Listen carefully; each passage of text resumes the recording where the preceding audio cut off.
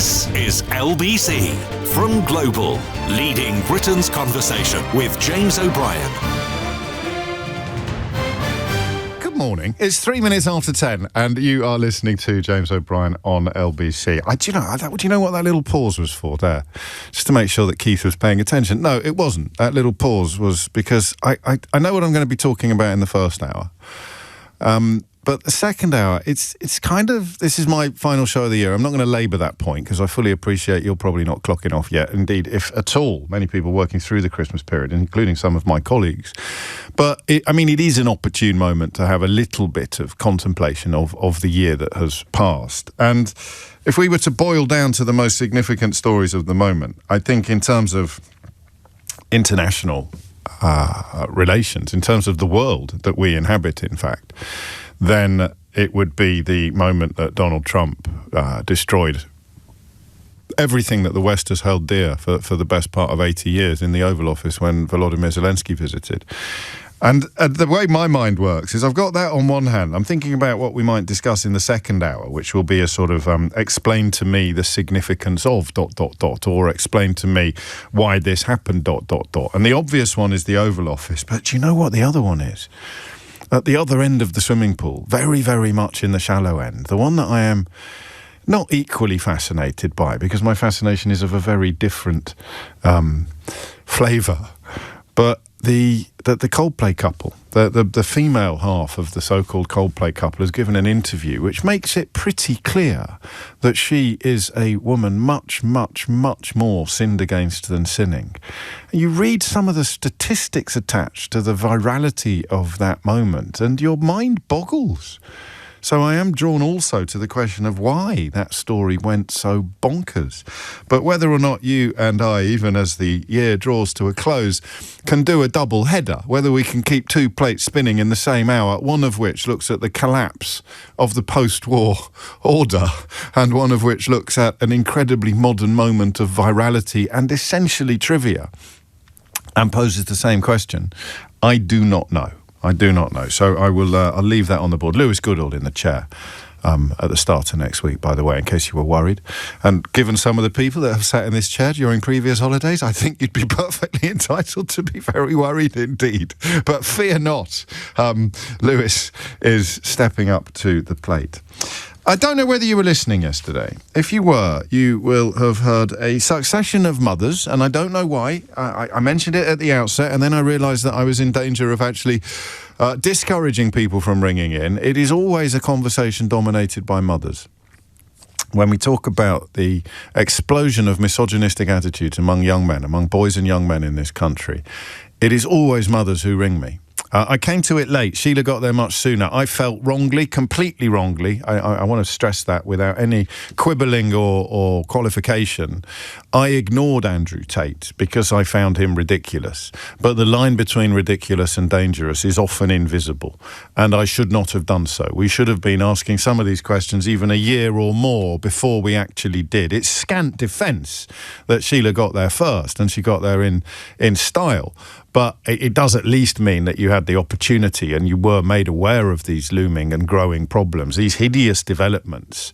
I don't know what the culmination would be. We may not even have reached the culmination yet, but I ignored it because I found him and his universe so obviously ridiculous that I couldn't take it seriously.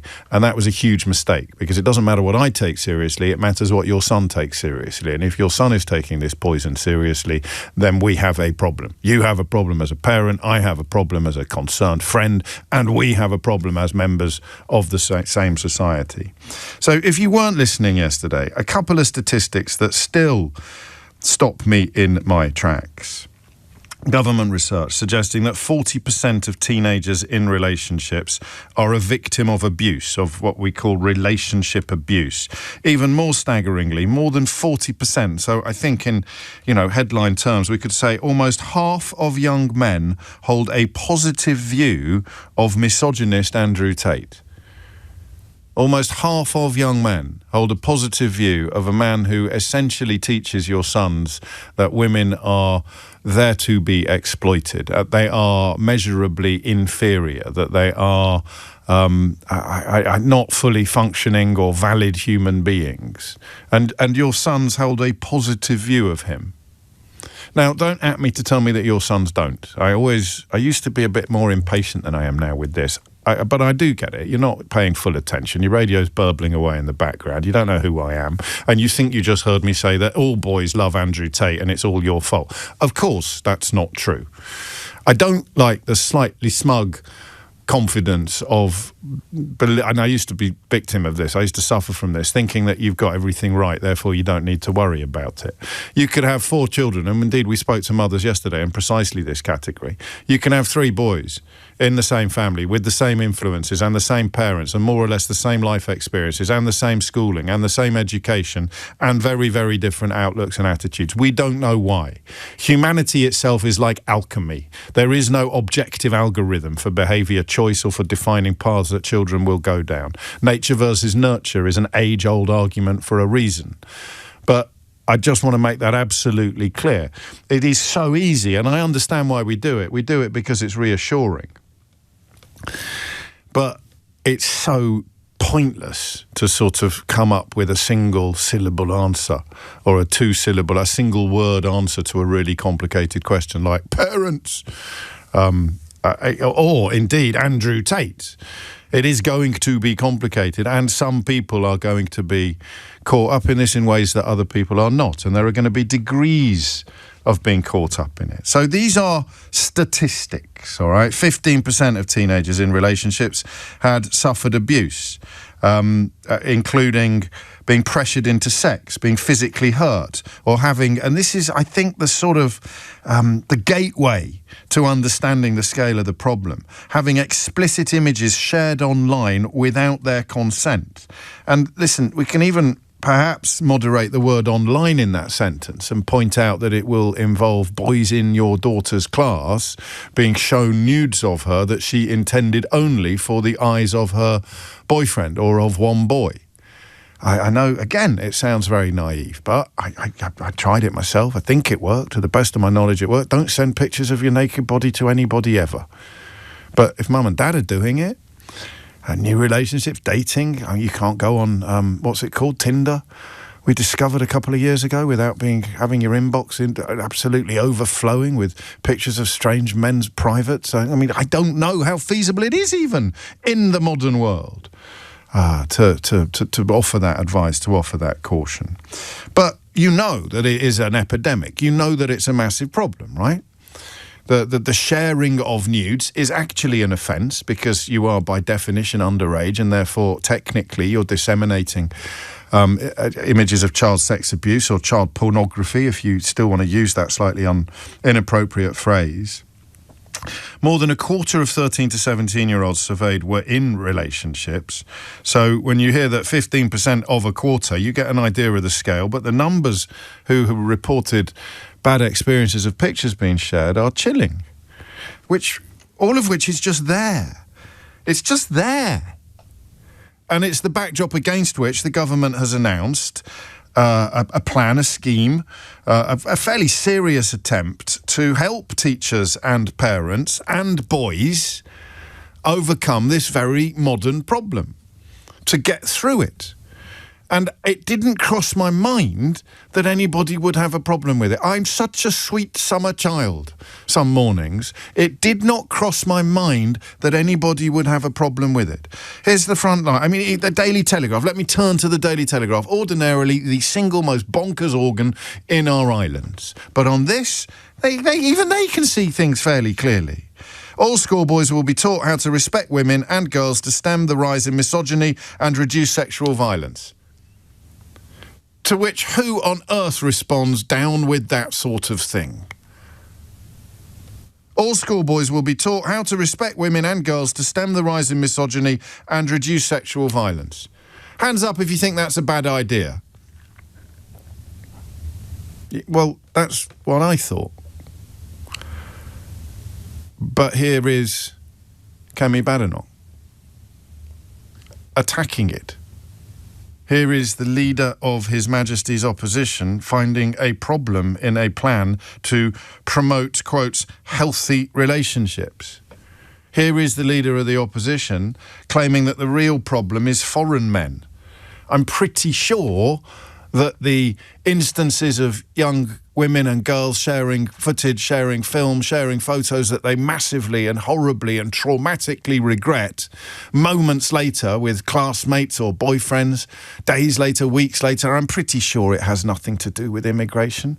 I'm pretty sure that these girls who are in relationships with boys in their schools are not somehow victims of Kemi Badenoch's immigration fever dreams. I'm pretty sure that the 40%, the nearly half, the more than 40% of young men who hold a positive view of the vile misogynist Andrew Tate, is that the fault of immigrants, Kemi Badenoch?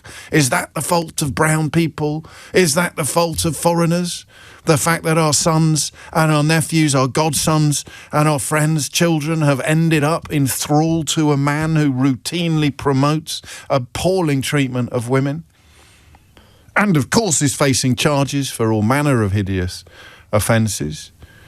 And perhaps, relevantly, is also the bloke that Nigel Farage turns to for his information and reliable news when he's trying to make sense of a crime not committed by an immigrant. So, what is she doing? And listen, this probably won't sound sincere to you, but I don't actually want this to be a hatchet job. I think, and of course it always sounds... it always sounds fork-tongued.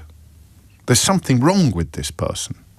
You hear about a story, a plan to teach, and I'll quote it again from the Telegraph, the Bible, if you like, the house journal of the weirdest and the wrongest people in the country. Even they on this can see the sense. All schoolboys will be taught how to respect women and girls to stem the rise in misogyny and reduce sexual violence. Step forward if you've got a problem with this. Oh, lookity, it's the leader of the opposition. Kemi Badenoch has insisted that young British boys are not to blame for violence against women and girls, and focusing on them is a distraction. Nearly half of young men in this country have a positive view of a vile misogynist. But it's a distraction from immigration, from cultures that don't respect women. Yeah, cultures that don't respect women. It's a Reform UK MP, was it, who'd served time for battering an ex-girlfriend? Cultures that don't respect women. It was Nigel Farage, I think, who talked about it being locker room talk when Donald Trump boasted about sexually assaulting women when he met them. Which culture are they from? The cultures that don't respect women, the High Court judges who used to tell rape victims that they had what was coming to them because they were wearing short skirts, the tabloid trope about women who were asking for it, the clock that I think was ticking towards Charlotte Church's 16th birthday, at which point she would become, quotes, legal, end quotes. What culture was that, Kemi Badenoch? What culture does Andrew Tate come from? Kuala Lumpur? Ulaanbaatar? Pakistan? Every culture, every community, every population has problems with misogyny. Every single one. And to say that we don't, it's all the fault of the foreigners, is one of the hardest things to understand that I've come across this year. So, let's try to understand it, okay? Some of the things that are happening. A ban on apps that allow something called nudification. So kids, and of course adults, who will also be subject to the same ban, can put very realistic images of someone they know online, naked, even though it's not real.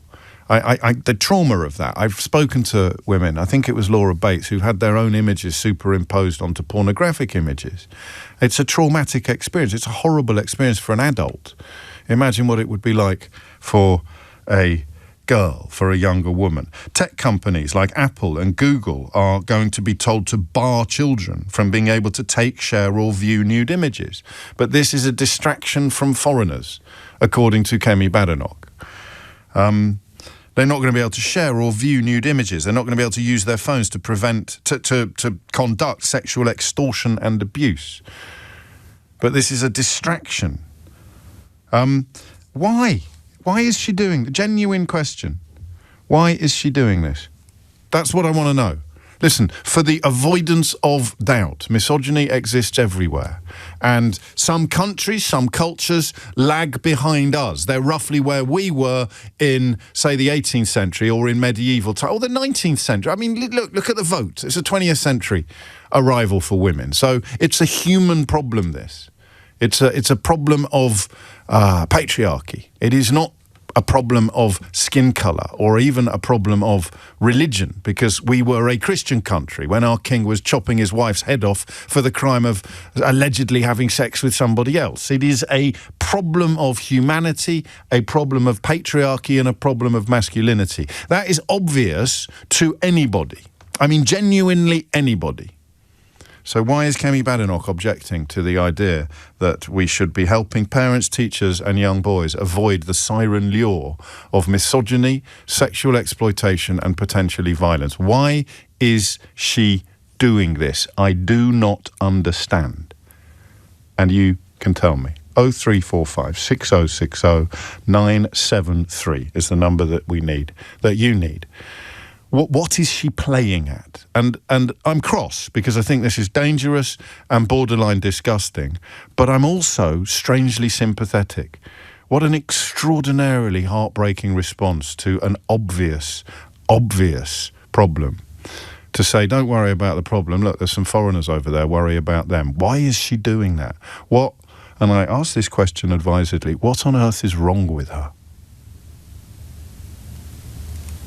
0345 6060 973.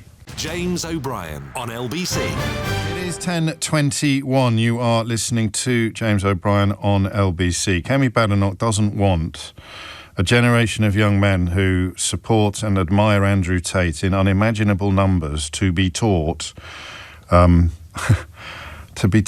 respect the opposite sex. Think of all the calls you've heard on LBC from mums concerned about their own sons, reporting overheard conversations, reporting behaviours, and then mums reporting things that have happened to their daughters. The mother yesterday, whose daughter was in receipt of unsolicited, to coin a phrase, pictures of a classmate's penis, and she went to the school to ask for help, and the school suggested that she might like to encourage her daughter to spend less time on social media. Should we be thinking about that? Should we be focusing about that? Should we be worrying about that? No, we should be, well, I'm going to quote Kemi Badenoch now, putting police officers on the street, stopping people who come from cultures that don't respect women coming to our country. Well, that's the last state visit off the menu. Foreign criminals being removed as soon as they commit crimes. Those are the sort of things that will make a difference. What difference will those things make to the young girl being sent unwanted pictures of her classmate's penis? What difference will it make to the boys who think Andrew Tate is the original G, or whatever the correct terminology is? Don't laugh at me for being old. It's just so obvious. I wonder whether part of my animation this morning is born of the fact that it took me a while for the penny to drop. So my impatience with people who are even slower on the uptake than I am is perhaps a little unfair. I don't know. But the phone lines are open. Jane's on the wheel. Jane, what would you like to say? Oh, hello. Hello. My first time calling you. I have called to LBC before. Okay, well, this is the big one, Jane. This is the big one. This is the big one. I like your show the best. Don't tell everyone else. Thank you. So I find, I don't know, as a parent, I'm a survivor of sexual assault, different ages, different perpetrators. Oh, all of them will not to go into race, but white, British.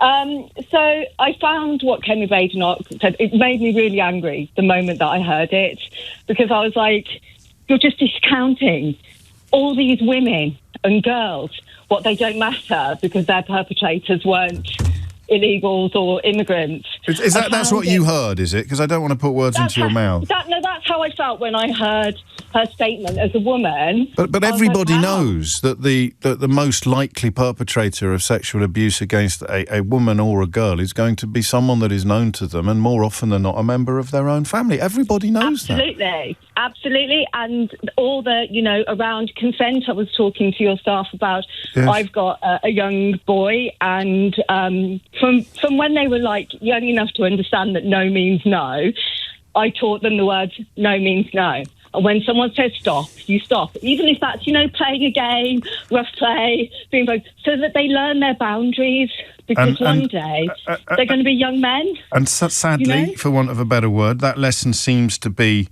more important now than it was, for example, 10 years ago. It wasn't even a lesson that was considered important 50 years. I mean, this is a country, and forgive me, Jane, I'm going to use a word that may trigger you slightly, so I'll give you warning in advance. Okay. But this is a country where you couldn't, where raping your own wife was not a legally possible act until, during the course of my lifetime, the law changed. You couldn't rape your own wife because the concept of consent was so anachronistic and wrong. That legislation, I only discovered this researching a book to my shame. I didn't even know it. I was never taught it. You couldn't, it was legally impossible to rape your own wife. It wasn't an offence on our own statute books. And we're supposed to be focusing entirely on foreigners.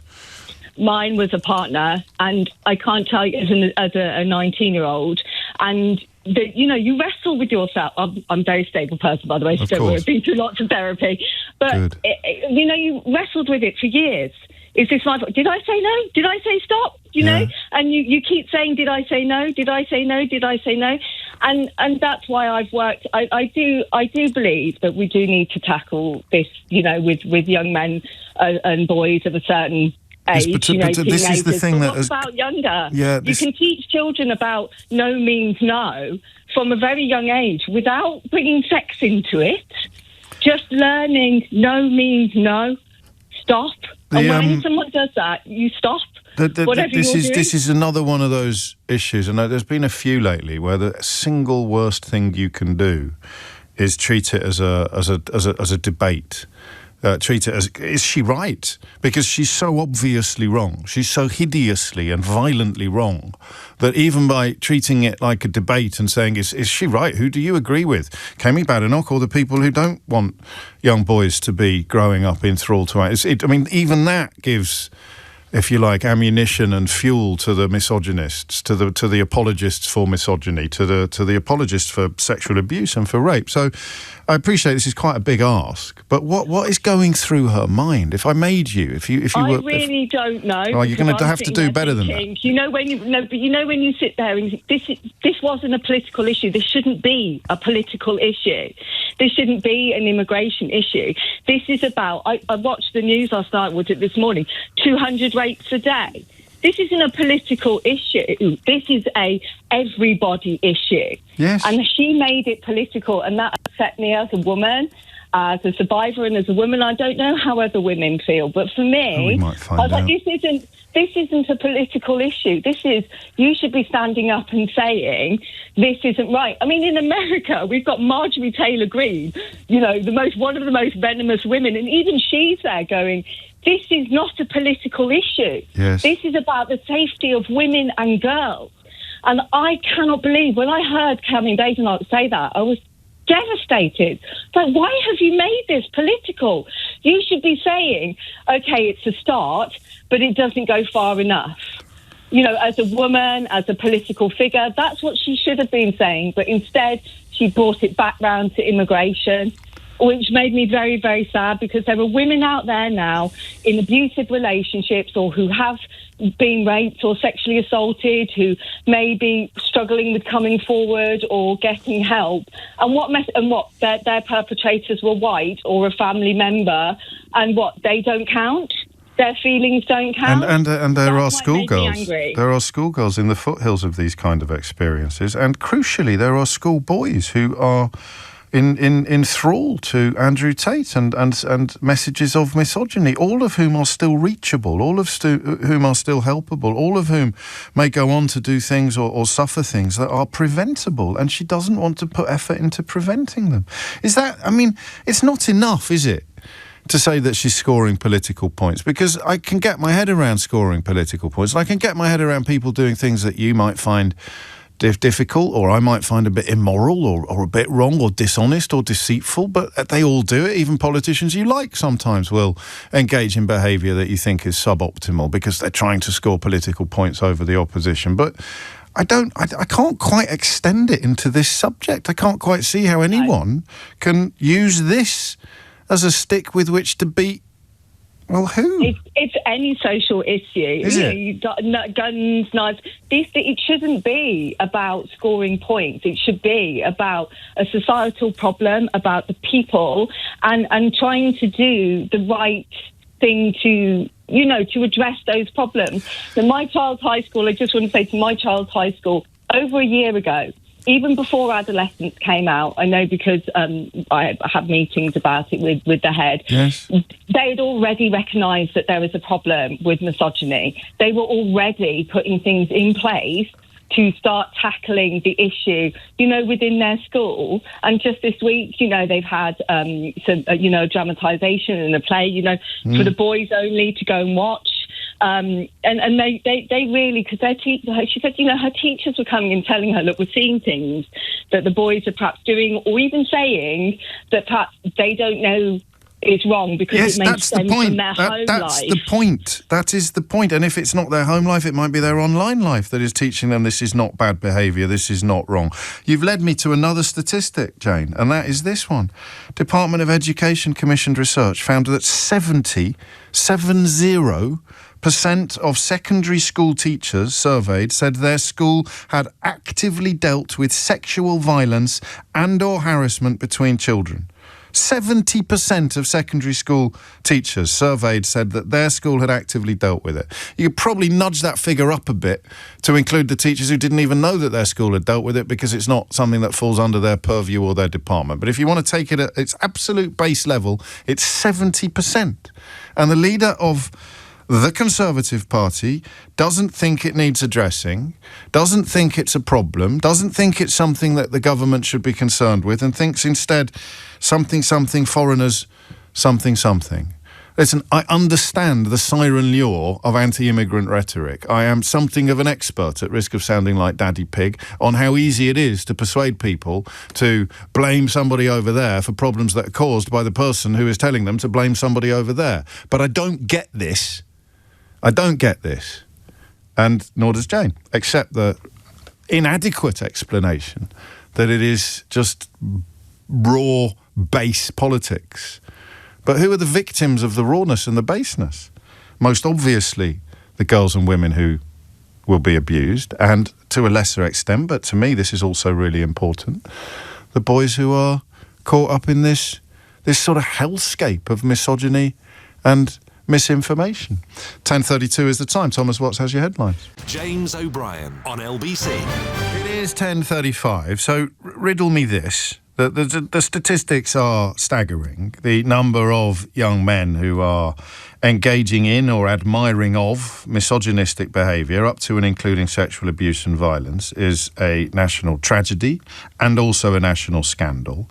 The government, some might argue belatedly, is moving to act in this space and moving quite seriously, moving quite significantly. And the leader of the opposition is complaining about it. And I don't genuinely, I can't begin to understand why. Here are some of the theories. So we can take Jane's, which is, I think, fairly self-explanatory. She is just engaging in footballification. Kemi Badenoch cannot help but, so the significant bit from the Telegraph line is not all schoolboys will be taught how to respect women and girls to stem the rise of misogyny and reduce sexual violence. The significant bit is the next 5 words, Sir Keir Starmer has announced. Therefore, it must be bad. Footballification taken to ignoring, downplaying, or even denying the existence of massive problems involving misogyny and abuse of young women. Statistics off the top of my head.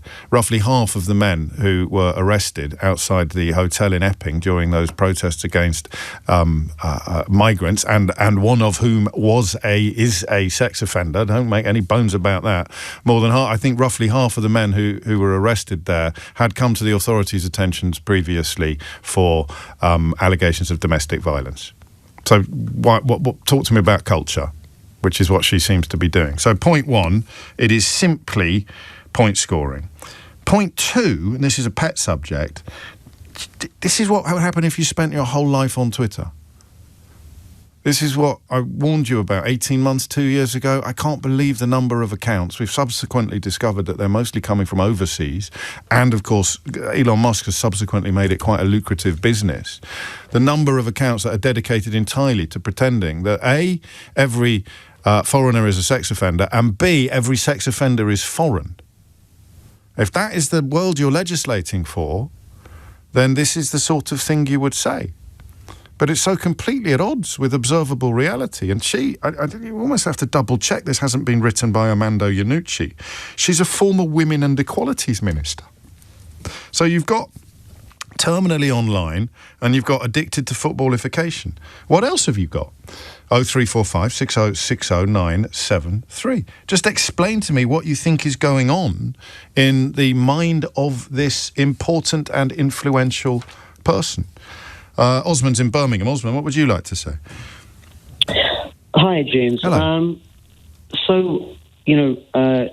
I'm a teacher. I'm a supply teacher in the UK, and I've come across, and I also worked in Thailand as well for a couple of years as a teacher, okay. And I've come across different attitudes towards sexual education. In Thailand, they will, educate about this from a very young age. Really? They actually... mate, but of course, because there are so many sex offenders coming there from here. Well, yeah, I was going to talk about that as well, actually. In my time there, I came across, essentially what is sex tourism, right? Yes, Thailand is known for that. But, that is literally, let me get the line right. That is literally people coming from cultures that don't respect women coming into our country. If you were Thai, you would talk about people from cultures that don't respect women coming into our country. That's what you do if you were Thai. Oh, well, actually, sorry. I just hadn't thought of that. I hadn't thought of that angle. But anyway, nor would Kemi Badenoch. You carry on. I'll shut up for a while. No, it's fine. So, look, when I was teaching health class in Thailand, there was a chapter dedicated towards teaching young boys, keep a certain distance, don't touch. This is how you behave around young girls. And there's a certain culture that they say, these are our traditional values. This is how you are supposed to respect women.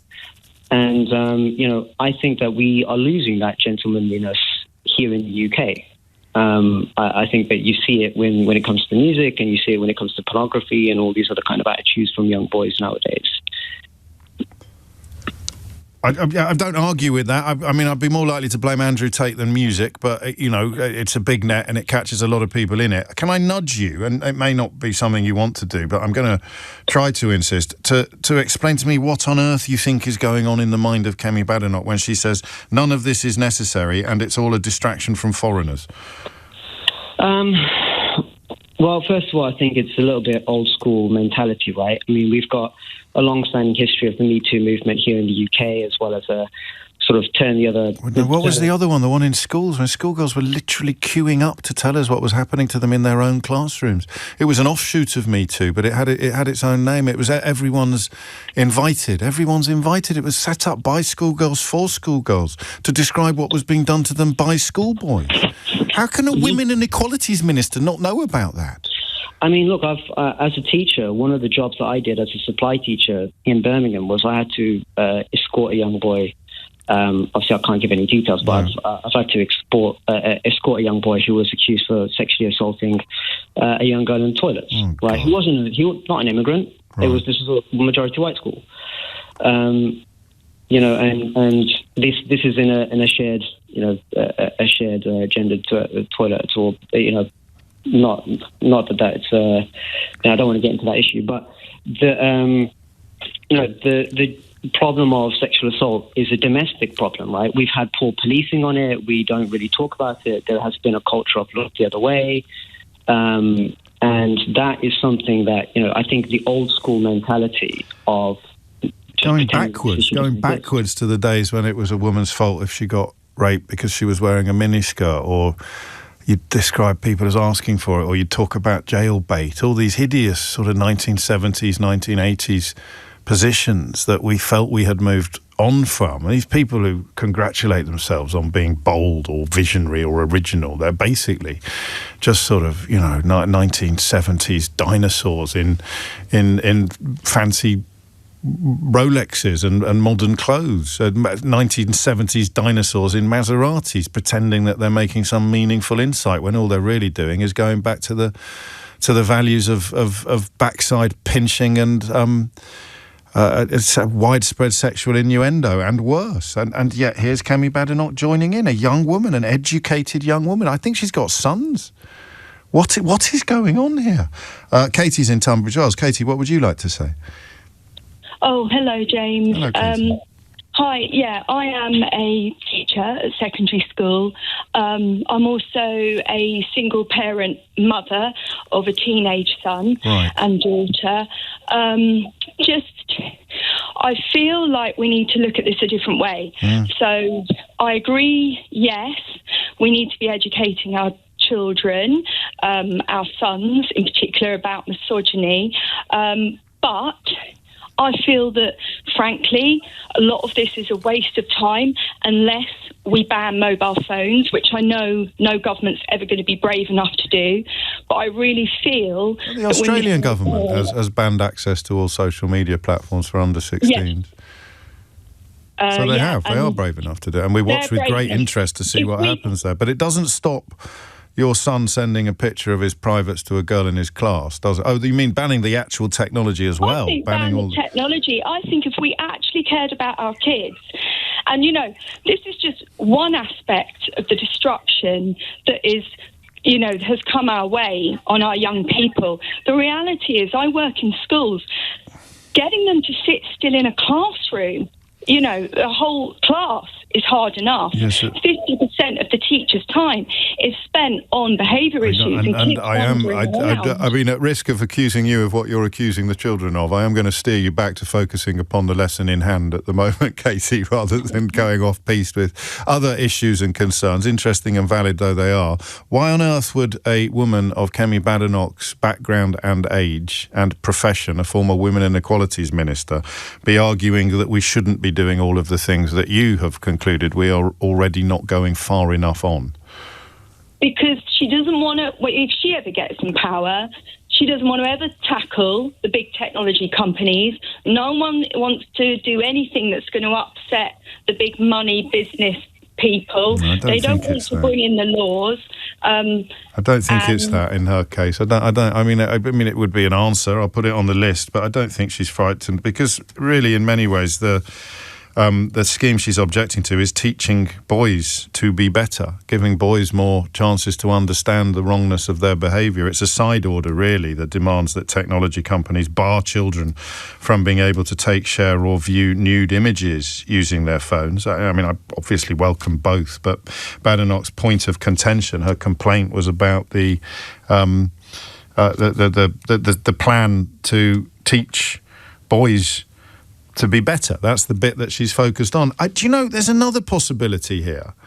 And it just, you know, if you're a certain type of personality and you do something and you feel shame, and then you put enormous amounts of effort into persuading yourself that you've got nothing to feel shame about. Don't laugh at me. I know what I'm talking about, because I used to be one of these people. And I suppose in some ways I always will be. It's to do with my background. It's to do with my schooling. It's to do with my childhood. The relationship with shame is a fascinating thing. Any therapist will talk to you for hours about shame, and it will be fascinating, and you'll learn things about yourself. But there's a certain type of character, very prominent in public life in this country, who puts extraordinary amounts of effort into pretending that they are immune to shame. You would, for example, claim that you never had to apologise for anything because you never committed gaffes. It's such an obviously ridiculous thing to say. The idea that you are essentially saying, no, I'm perfect. I never make mistakes, because then every single time you make a mistake, there's more shame. So you have to work even harder to pretend that you're not ashamed. I mean, it explains an awful lot of behaviour of an awful lot of people, particularly in public life, but also quite possibly in your private life. So when the entire country was talking about that incredible piece of drama that continues to resonate around the world, adolescents. Stephen Graham and Jack Thorne, who a recent guest on Full Disclosure, if you want to find out more about him and a bit about that show, that incredible show. Everybody, the world and his wife, the world and her husband were talking about it. And it turned out that the former Women and Equalities Minister and the leader of the opposition hadn't even seen it. And if you're dealing with the shame of having put yourself that gaff, if you're dealing with the shame of having put yourself in that position, then have a little reminder of what she said to Nick on LBC back in April.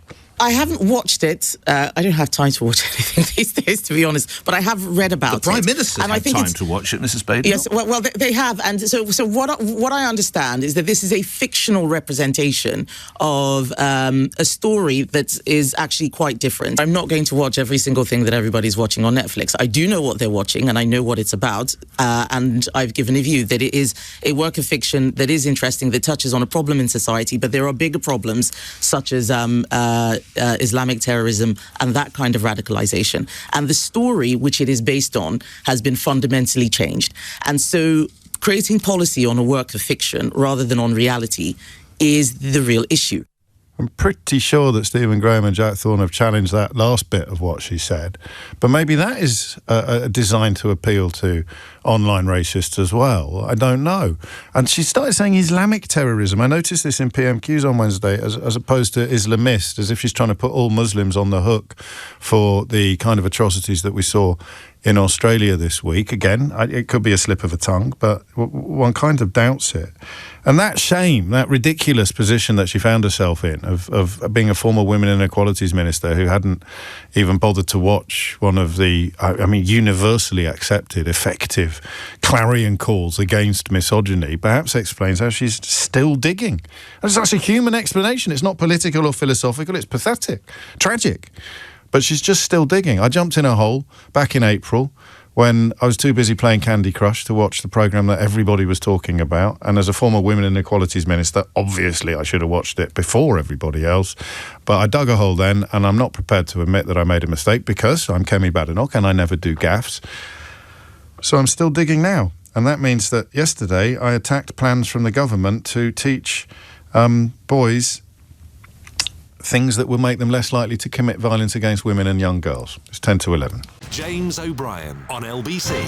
10:52 is the time. Listen, it's a genuine inquiry into how anybody, let alone the leader of the opposition and a former Women and Equalities Minister, could respond to proposals to teach schoolboys to respect women and girls more, to stem the rise in misogyny, to reduce sexual violence in a country or against a backdrop where almost half of our young men have a positive attitude towards the ridiculous misogynist, but also dangerous misogynist Andrew Tate. And Kemi Badenoch thinks it's all a waste of time. Why is she doing this? Where does this come from? What motivates her at these moments? Clarify one thing. I can't find the stats that are specific to the protests in Epping, but 2 in 5 of the men arrested during the Farage riots last summer, you'll remember those, prompted in part by him relying upon that vile misogynist Andrew Tate for his news. 2 out of every 5 people arrested after participating in the Farage riots had previously been reported to the police for domestic abuse.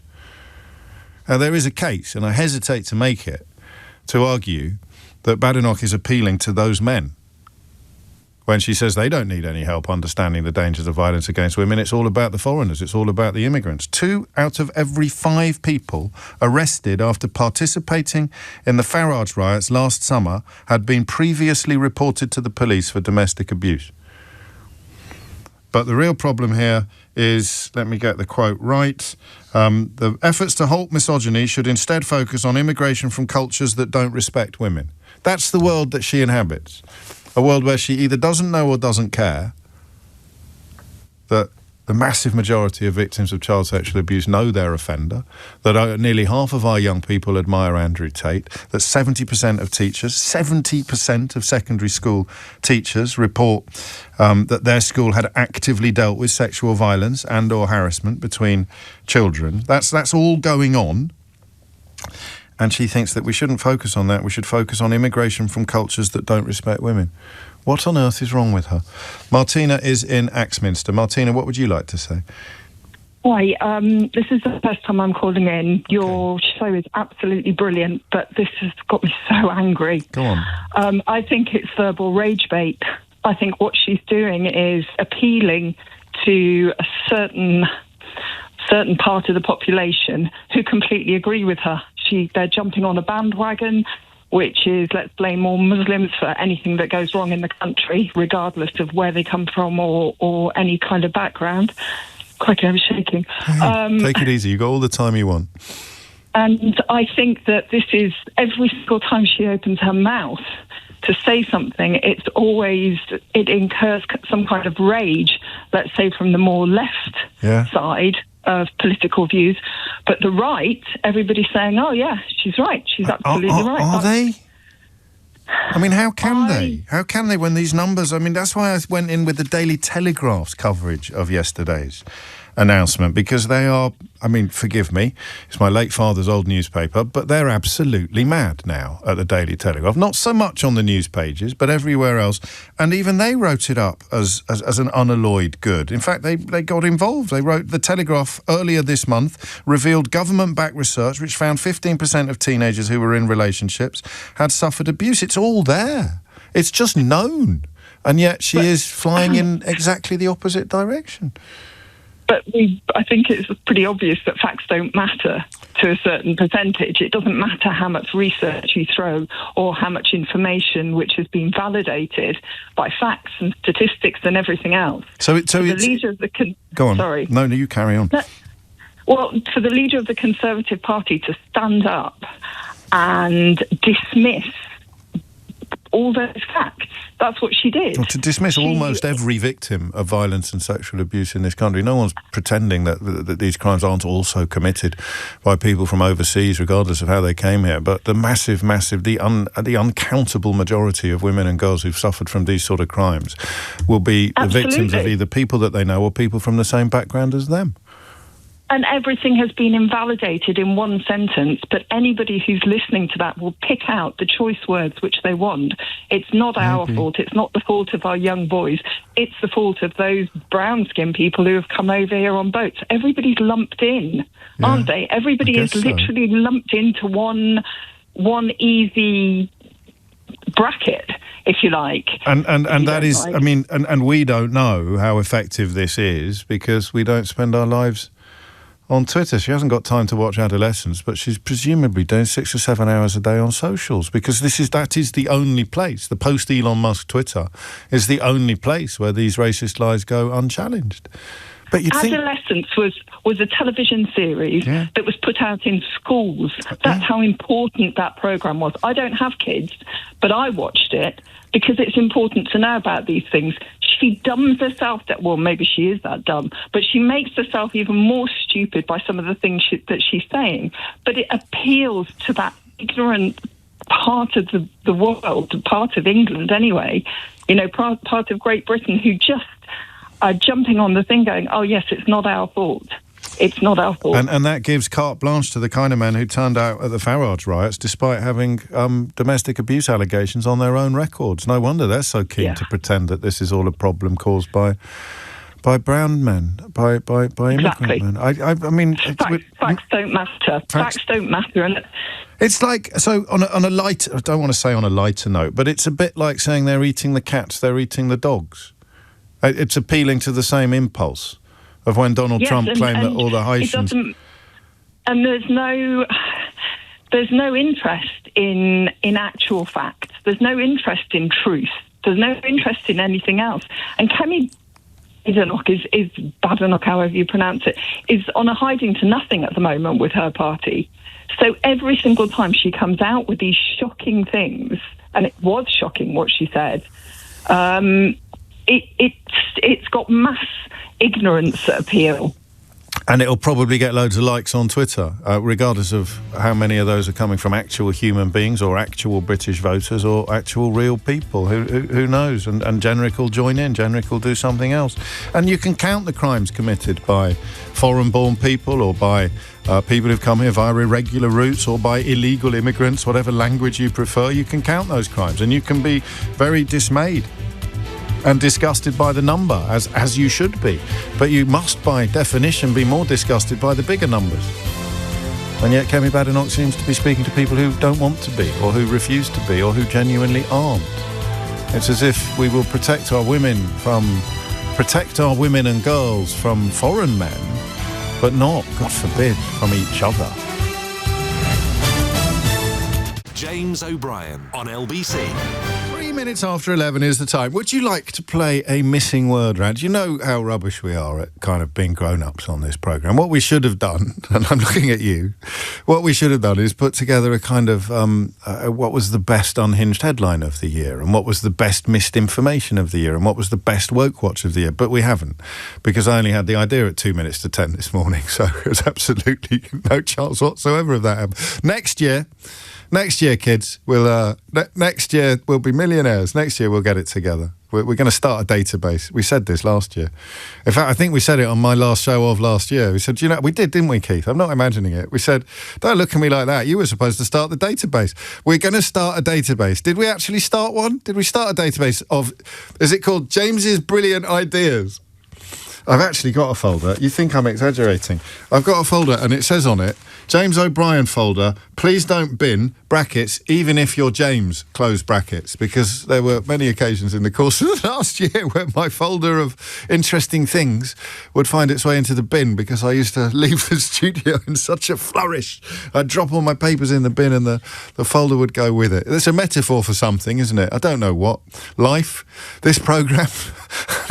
Anyway, we haven't got a database, so we haven't got any end-of-year hilarity or fun, and good, because it's not the end of the year for you. I break up today, but you quite probably don't. Nick will be here on Monday in his usual slot. Lewis Goodall will be in mine. But anyway, I've got a good. All of that is a very roundabout way of saying we're about to do a little bit of retrospection, and I've got a rather good missing word round for you.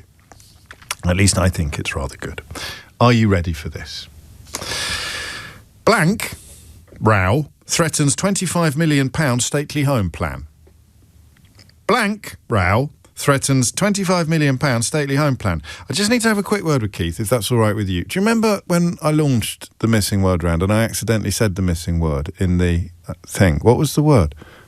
Oh, yeah. No, for a moment I thought it was actually this word. I thought we'd found another missing word round with the same missing word as the first missing word round. But that was cauliflower. That is not the answer to this one. Blank, and don't think that's a clue. Don't go, oh, I bet it's cabbage then, because it's not. Or Cavolo Nero, if you're posh. It's not. It's completely different. Blank row threatens £25 million stately home plan. Get yourself stuck into that if you can, and I will do my level best to remember to... I've got better at that this year, haven't I? I've got better at giving the answer to the question that I posed. I'm still not perfect. Nobody's perfect, except Kemi Badenoch. But I have got better at that. So... There were two things that occurred to me for this hour.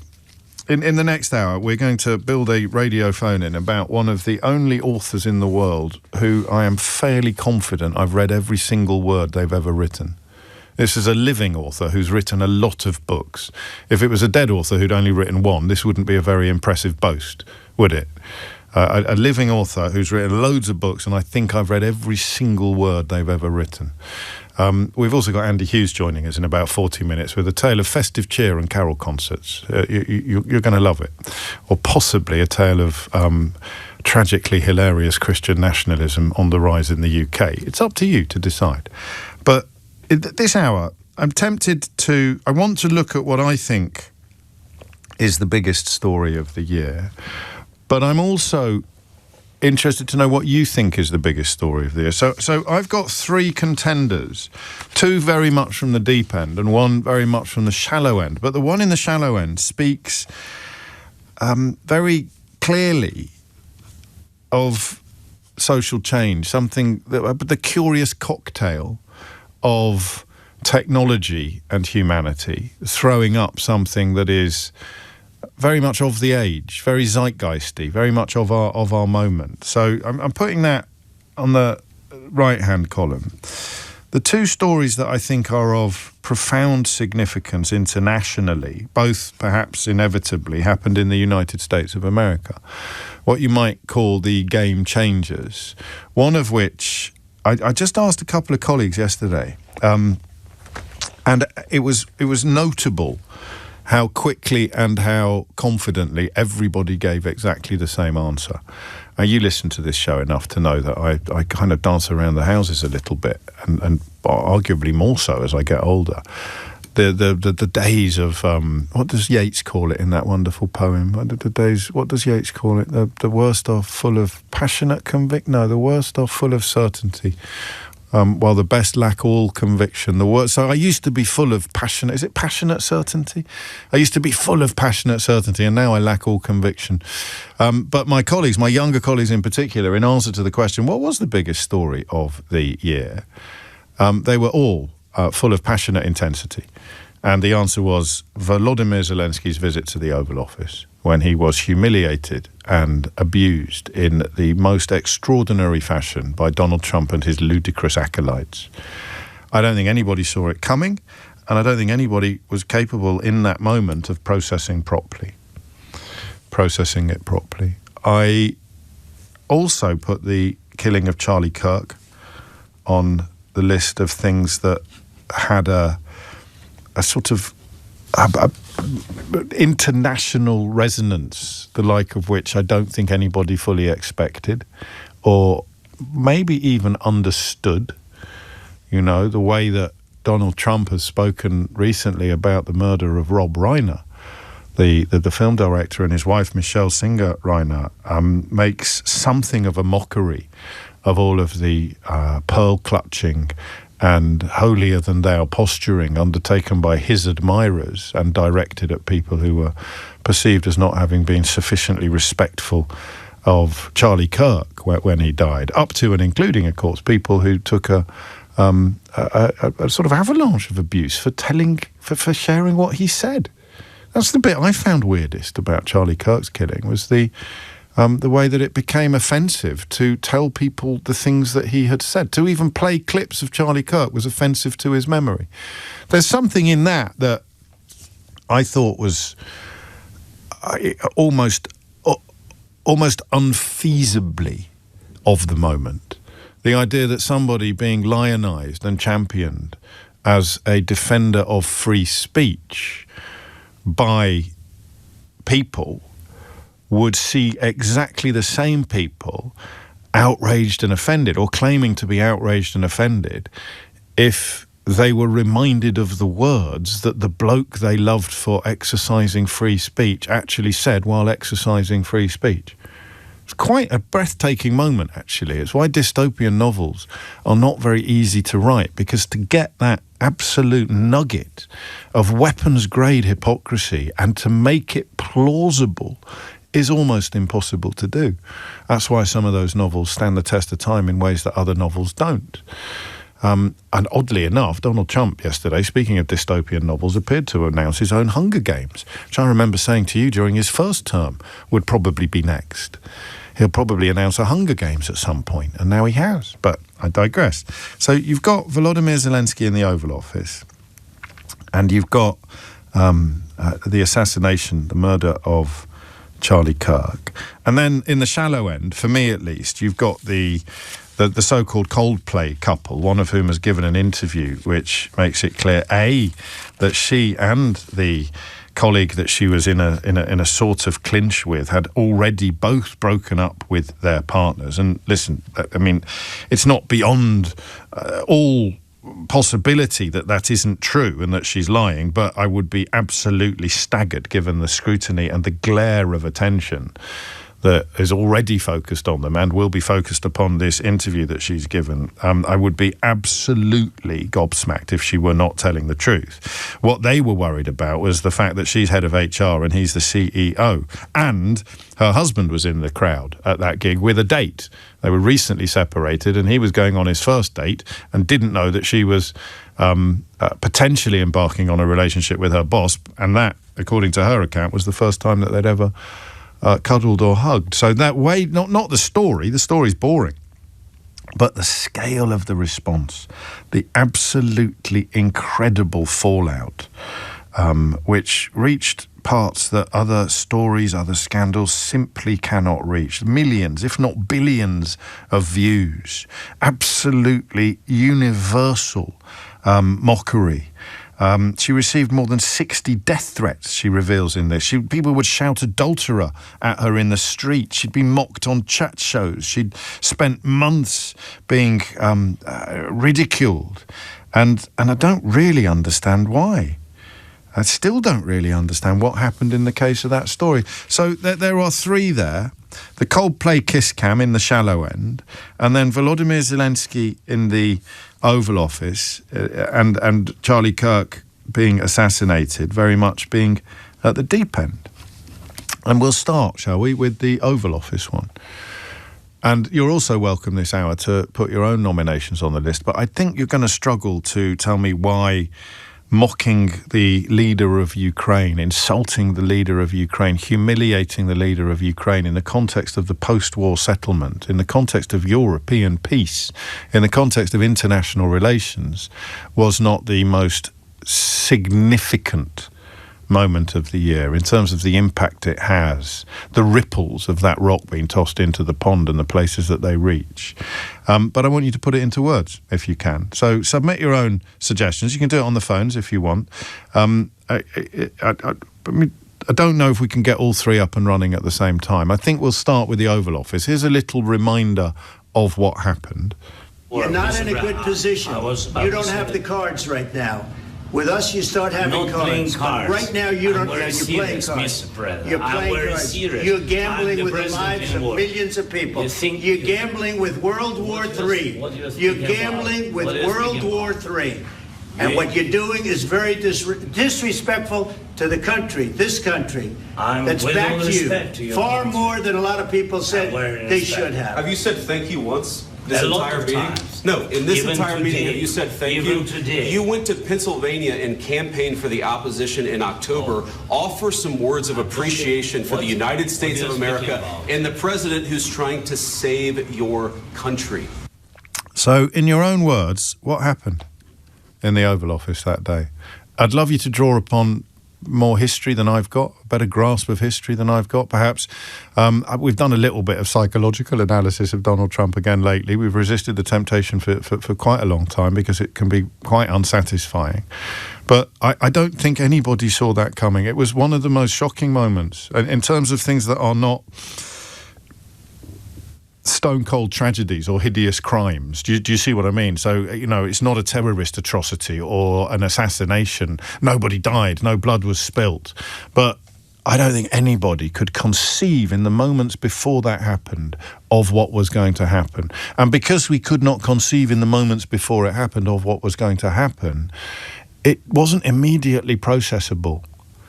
I just remember feeling this bizarre mixture of shock and horror, but also an air of disbelief, almost as if I was expecting them to sort of go, ha, ha, ha, ha, so got ya. Do you know what, does that sound mad? That it was so hideous and so completely, what's the word that I want? There's a wonderful word that describes sounds that are not, is it dissonant? Is that the word? It was so dissonant. It was so at odds with expectation and normality that you almost couldn't quite process it, like, I don't know, like seeing your dad on a date or something like that, if you thought that he was at the football with his mates but he was cheating on your mum. For the record, that never happened to me, but that's just something so or seeing a teacher outside school, like realising that teachers are human beings, so something really dissonant that meant it was really difficult to process. And I want to return to the business or the process of processing. In your own words, what happened that day in the Oval Office? 0345 6060 973. And if you need help, I don't know that you will. Phone lines are open. Hit the numbers now, you will get through. But what did Trump do? And why did he do it? Because I would still struggle to put huge amounts of flesh on those particular bones. There's a wonderful selection of adjectives that you can deploy: blindsiding, jaw-dropping, unimaginable. I think these were just in some of the headlines. As a tribute to the late Rob Reiner, inconceivable. It's a bit niche, but rather nice, I think you'd agree. What happened in the Oval Office that day? And and why discordance, another good word. Thank you, Elise. Maybe that's the one I was looking for. What happened in the Oval Office that day, and why did Donald Trump do it? Also, now that we've had plenty of time for the dust to settle, it was planned, wasn't it? They had a conversation before it happened about what they were going to do. It's possible even that other guy, Marjorie Taylor Greene's boyfriend, was put up to the business of pointing out that he wasn't wearing a suit, and somebody else in that room would have said, no, he doesn't wear a suit because he's showing solidarity with the people that are actually risking their lives on the front line. Yeah, but we can ignore that. We can ask him why he's not wearing a suit and pretend that it's being disrespectful to us. There's no way that happened organically or randomly.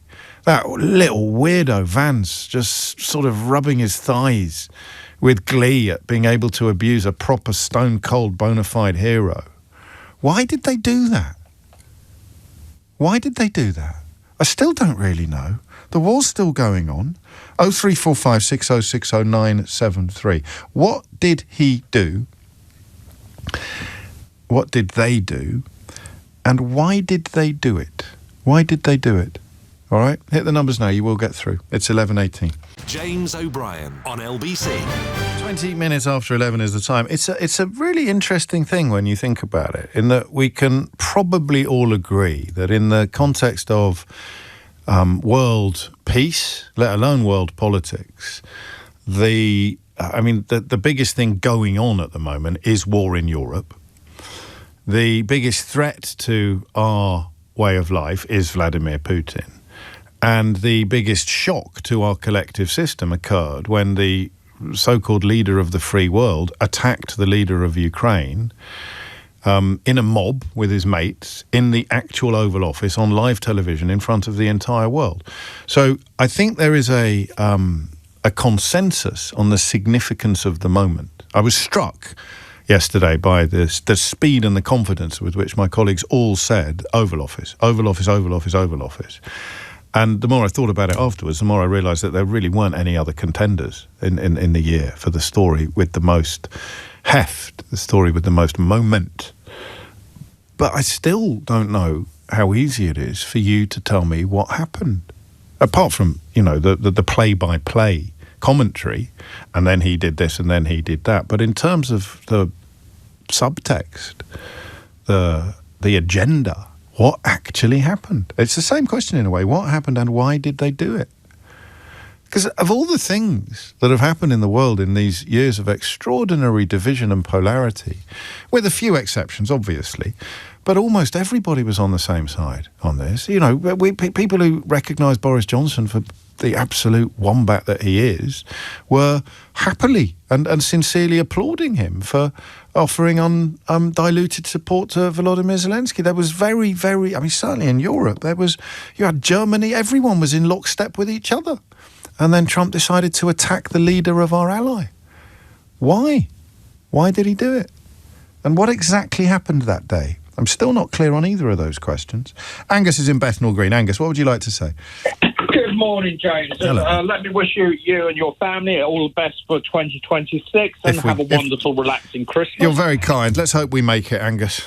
We scratch our heads and wonder, don't we?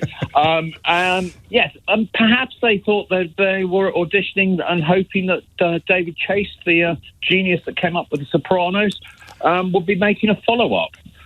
Because the behaviour was like an amalgamation of a lot of episodes of The Sopranos. You can't. Exaggerate the viciousness of it, can you? You're right. It was. I think more like a mob boss. Joe Pesci and Goodfellas. Trump is one removed from a mob boss. He's. But what was the purpose? Because if I'm watching Goodfellas, or if I'm watching Sopranos, or if I'm watching The Godfather, the violence always has a really obvious purpose. Whether you're hitting someone around the back of the head with a baseball bat, or whether Luca Brasi is swimming with the fishes, we know why. We know why that is happening. So you're going to have to work a bit harder on your mafioso analogy. Well, you have to remember that Trump's lawyer, his father's lawyer, Cohen, was a mob lawyer. No, you don't. I'm buying the mafia parallels, but I'm not clear on what the purpose of it was. Just to massage Trump's ego. He's a pathetic little human being. He's like a child. Got to be more to it than that. I don't think there is. I don't think he's that deep. I think he just likes the attention. But they could have. I mean, Zelenskyy could have bent the knee. Zelenskyy could have described him as the finest leader in. I mean, we've seen what we did. We've seen what Starmer did. What King Charles was. We don't have any backbone. We're not fighting for the survival of our own country, which Zelenskyy is. I know they've got problems over there, but his life is his people's lives are on the line. And then you have this person that avoids the draft with dubious bone spurs argument. So they did it because they can. He did it because he can. Yes, and there's got to be more to it than that, because they didn't do it with anybody else. They didn't even do it with the bloke with the bone saw bloke from Saudi Arabia. It was such an odd person to choose to brutalise and bully. He can give Trump lots of money. Yeah, and his gaudy palaces appeal to Trump, so his family's going to benefit massively from it. What did you feel when you saw it? Because I think that's a really interesting question. Did you? Sick to the bottom of my stomach. I thought, how can they be supposedly our closest ally, which obviously they're not? Yeah. What motivates someone to behave like that? You know, to get to the highest office in the land. In his country, and then behaves like... well, that's what I'm asking you. But yeah, I mean, it does leave you with a very, very sour taste, but for me at least, with lots of questions as well. And do you know, the idea that we overthink this stuff is more and more persuasive every day. I don't even know if you know the things he's done in the last 24, 36, 48 hours. If someone said to you, he's replaced all the plaques on the portraits of the presidents... with insults for his predecessors that he doesn't like, and with a ridiculous hagiography for himself, you'd think, I'd be fascinating to plot a graph, wouldn't it? At the point at which you thought that became plausible. So when he first became president, and some of us were telling you exactly what was going to happen, and other people were saying, Trump derangement syndrome, you'd have gone, no, don't be daft. No one's that pathetic and childish. But now he's chopped down the East Wing. He's knocked down the East Wing. You're thinking, would he do that? Would he rewrite the plaques on the presidential portraits to slag off Barack Obama and Joe Biden and to describe himself as a cross between Babe Ruth and the Messiah? Yeah, he would, wouldn't he? Well, spoiler alert, he has. And then the other bit is the Kennedy Center, the sort of hub of the arts in Washington, D.C., is to be renamed the Kennedy Trump Center. Again, if the late-night hosts had done that, beginning of the second term, beginning of the first term, it would have been a joke. It's like when I said to you, as a joke, he'll turn up in a military uniform next. As a joke. I don't know if it's a joke anymore or indeed a prediction. Anyway, so lots more calls to get through. Simon Marks will be with us after the 12:30 news with his... And in person as well. I think is he coming in a Santa suit? Did he get the memo? I think he's coming dressed as an elf. Richard is in Reigate. Richard, what would you like to say? James, thanks for keeping us sane. Right, you say that. You see, Richard, I get that a lot, but you can't prove to me that I have. You might be as mad as Kemi Badenoch, mate, or the Daily Telegraph comment pages. I might well. Carry on. It's revenge, isn't it? It's revenge, pure and simple. Because the call to Zelenskyy, remember that perfect call in his first term? We all got the recording, and he tried to persuade Zelenskyy just to say he'd opened an investigation into Hunter Biden. That's all he had to say, wasn't it? That's all he had to say, and it got him impeached. It's revenge. Some of these words are really scary, because you obviously pay attention, and I allegedly do this for a living, and I just thought I'd just double-check he did actually get impeached. But, I mean, here is a headline that contains all of the information that you need. Trump tried to extort Zelenskyy and was impeached. That's it. That's the headline. And then you can write the next line if you want. Now he may succeed is the headline that David Smith, the Guardian's Washington correspondent, wrote under 9 months ago. But Trump tried to extort Zelenskyy and was impeached. And if he'd written it a few months earlier, you could say, and then America elected him again. Yeah, and then America elected him again. That's the amazing bit. So he got impeached a second time, didn't he, for trying to take over the Capitol and subvert a free and fair election, and they elected him again. In the course of this one phone call, President Trump implicated himself by saying that Ukraine would have to do him a favour in order to get access to the congressionally appropriated $400 million and a meeting. This is in Alexander Weinman's book, The Folly of Realism, How the West Deceived Itself About Russia and Betrayed Ukraine. How much that rhymes with what's going on this Friday with President Zelenskyy coming in and another kind of shakedown for billions of dollars in order to continue to receive support. So it was retrospective revenge and forward-moving extortion. How did you react to it at the time? What did you think at the time? What, the call to... No, the Oval Office mugging. I was shocked. I was completely shocked. I mean, I've followed this very closely, and, I'm more than is good for my sanity, really, but even I was shocked. I didn't think such a thing could happen in the Oval Office. Even though you can make sense of it, I think I'm a bit like you. And all of these elements, I think the retribution element may well actually be the biggest.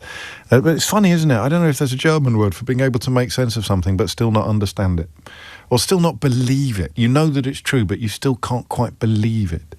It's coming up to, it's just gone 11:30. Simon Marks will be with us next, but the conversation will be staying on very similar territory, perhaps with a few little additions to that list of unbelievable things that have happened in the last 24, 48 hours.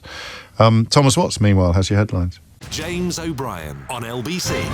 3 minutes after 11. Did I say Simon Marks was joining me after the news? Well, yeah, that was correct, but after the 12:30 news, obviously. I can't believe you didn't realise that when I said a few minutes ago he was joining us after the news, and then the news happened. But it's not that news, it's the other news, the news that's coming up at 12:30, and it will be Simon Marks. And he won't be dressed as an elf either, so fake news. It's still fascinating to me. The events in the Oval Office earlier this year that saw a man almost universally admired and supported by the civilized world, actually civilized is a bit of an anachronism, isn't it? But by the West, if you like, by an incredible, probably the most uniting force that Europe has seen since 1945. I mean, just an extraordinary moment. The welcoming offered to Ukrainian refugees, the support offered to Ukrainian repulsion of the illegal invasion by Vladimir Putin everywhere you turned. We didn't do enough, don't make any mistakes about that. We still haven't done enough. We're moving too slowly, too sluggishly, almost entirely because Europe, indeed the rest of NATO, just is conditioned to expect the United States to lead and to do the most. They've always wanted to. They've always insisted that they would, so we've always let them. And now, of course, they won't. That's part of the bigger picture, but we still don't know why. Why did he do it? Is it just retribution? Is it just revenge? Why did they brutalise Volodymyr Zelenskyy in the White House? We haven't really moved on to either of the other two stories, but it's up to you and your appetites. If there's another story you think that is a contender for the crown, if you like, of the most significant moment of the year, then do feel free to tell me. But meanwhile, we'll crack on with this.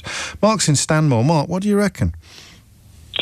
Well, today we can listen to what Trump is saying about his vision of New World Order, and then suddenly you go, oh my God. Oh, yes. He's walked into a meeting thinking that it's about one thing, and it's going, Zelenskyy, you don't get it, right? You're not part of the New World Order.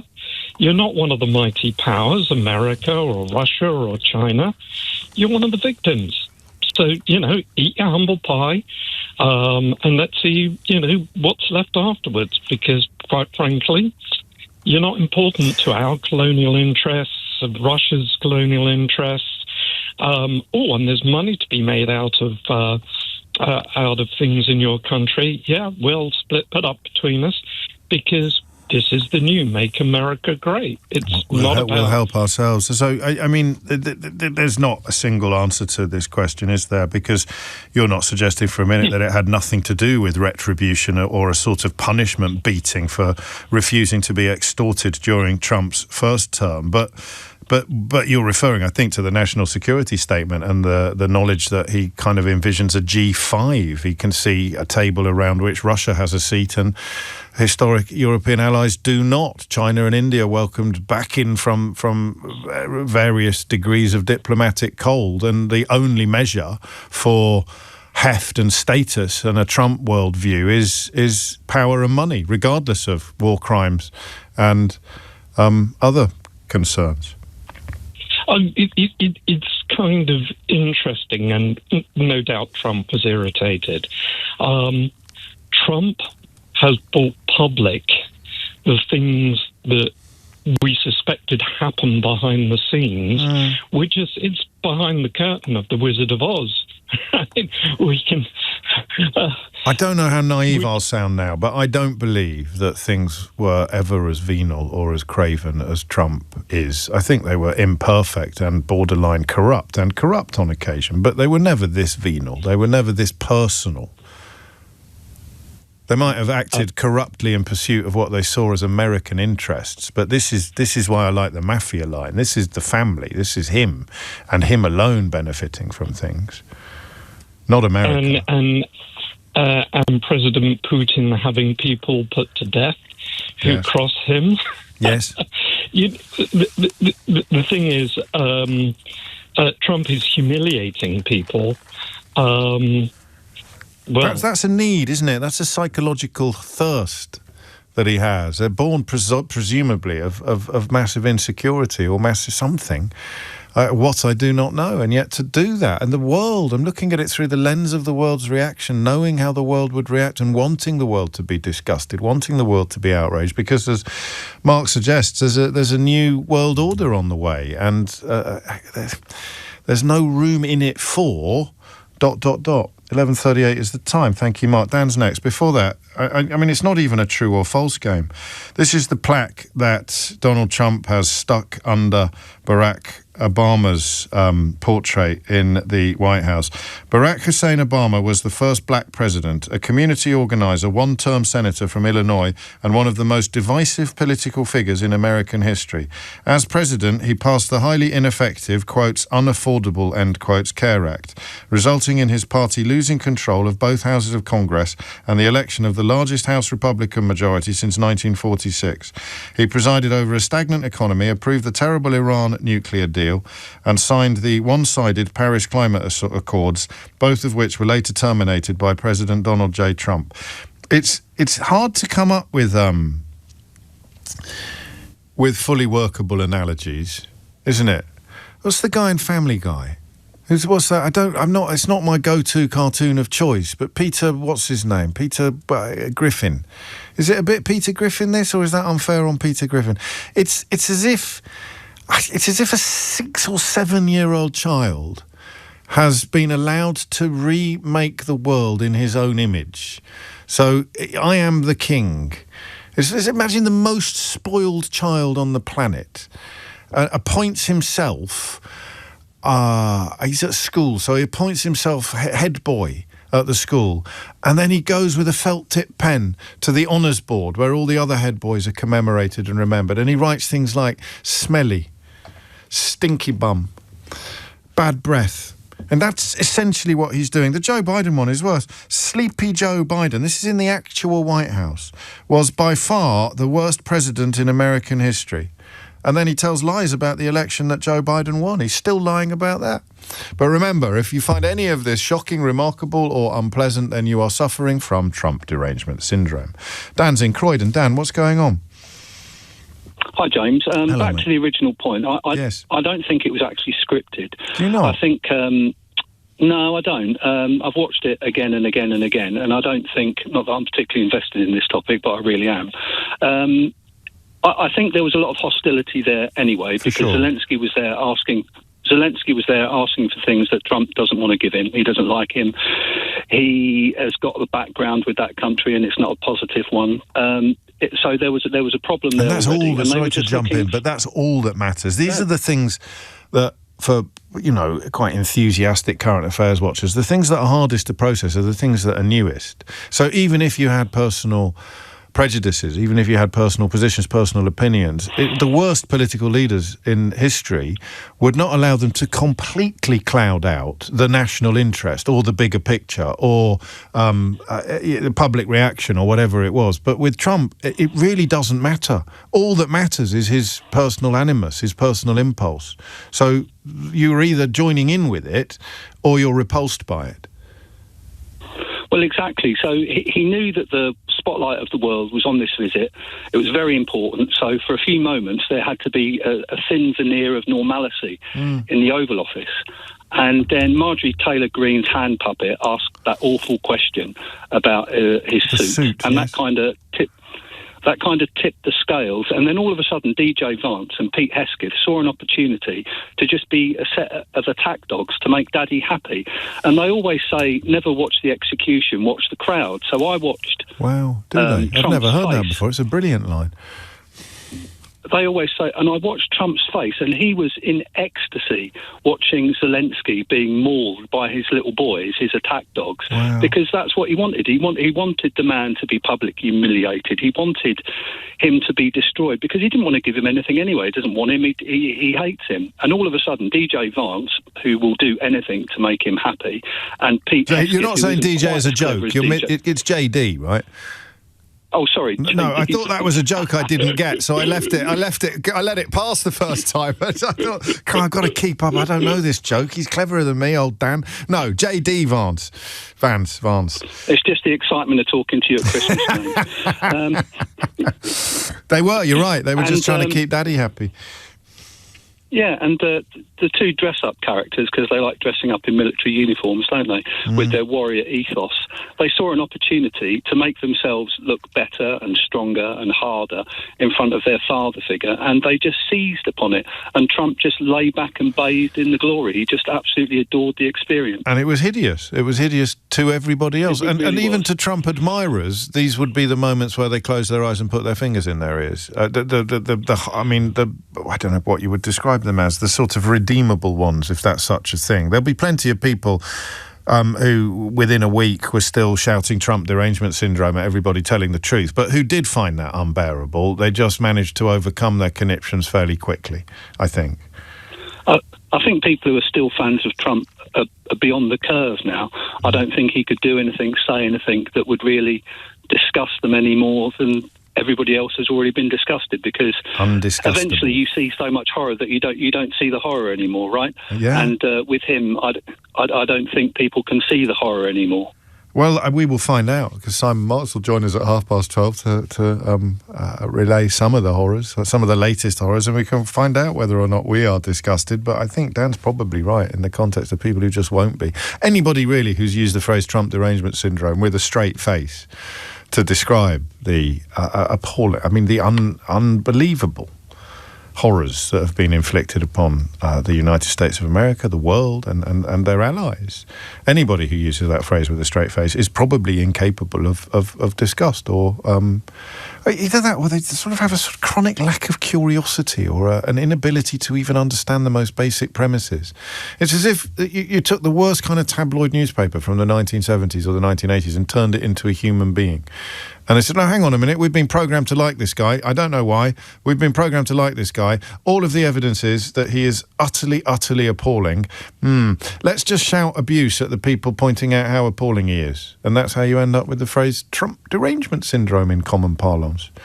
Literally a position that you wouldn't be able to hold for more than 3 nanoseconds if you exercised the tiniest amount of effort in seeking to understand and analyse events. 11:45 is the time. James O'Brien on LBC. It is 11:49. I loved that quote. I hadn't heard it before. Don't watch the execution, watch the crowd. I came across another one yesterday. The problem with my cultural life... Pull up a chair. The problem with my cultural life is I can't remember whether I got this from a video game, a book, or a TV programme. But somewhere, one of the things I've been enjoying lately contained a line, don't abandon ship just because you can't control the winds. And it made me think of that lovely caller we had yesterday who said he'd stopped listening to the programme. Because obviously he'd started again, otherwise he wouldn't have rung in. That would have been weird. But he was, as we all do sometimes, just finding the constant attacks upon decency and upon if you'd like, democracy upon everything that we hold dear, everything that holds us together, the network of obligations that binds us all, the constant attacks on them from the likes of Trump and his pound shop equivalents in this country, so dispiriting and draining. But I thought that was quite an inspirational response. Unfortunately, I only came across it several hours after the show had finished. But you don't abandon ship just because you can't control the winds. And the last word on that goes to No Hostages, talking about that Oval Office encounter. The real story of the year, they write, was the emergence of the axis of illiberalism. Trump, Putin, Orban, Netanyahu, Musk, Thiel, and in the UK, Farage and Robinson. Different countries, but the same pattern. Hollow out democracy, normalise aggression, rule through grievance. Which brings us to Andy Hughes and our crime correspondent's latest adventures in the world of, what do we call it, Christian nationalism? Yeah, been looking into the rise of Christian nationalism in the UK. Now, this is a relatively new type of Christianity here, one which is more militant, more political and more aggressive. It's very similar to an ever-growing movement in the US, which really started during President Trump's election campaign and first term in the mid-2010s. And recently, this movement in the UK has attracted many supporters from the far right, including Stephen Yaxley Lennon, also known as Tommy Robinson. Christianity we're talking about now. Yes. Right. So, like love thy neighbour. Christianity. Yeah, but not the other one. Okay. Okay. So he is now the de facto leader of this movement. The Church of England and other Christian institutions have said that this is a cynical attempt to weaponise religion and has accused this new movement, this ever-growing movement, of corrupting Christianity. Yaxley Lennon organised an event last weekend outside Downing Street. Another one? Yeah, it was, yeah. Have you got a job? Well, no comment on that one. But it certainly wasn't as big as his previous ones. There was about maximum 1,000 people there. One thing that stood out was the speakers, many addressing the crowd, talking about the Lord Saviour Jesus Christ, but in the same breath, talking about migrant hotels and how they need to take back the country. So I had a chat with some of them, and this is what they told me. The Church of England is completely corrupt as anything. What do you think about the politicisation of Christianity? What do you mean? Well, you know, like on the stage today, we had people talking about asylum hotels and stuff like that. So when it comes to asylum hotels, people come in here illegally. So we're a life raft to the world. We want to help the world. You know, we fought the world wars. You know, we fought for freedom. But we also want people to respect our nation, to come here on legal terms and conditions, respecting the rules of this country. And you've got to say to yourself, why is Britain gone the way it has gone? And why is the British government caving in to a foreign religion? Why? What foreign religion are you talking about? I'm not wanting to mention it, but you know what I mean. Well, why don't you spell it out for me?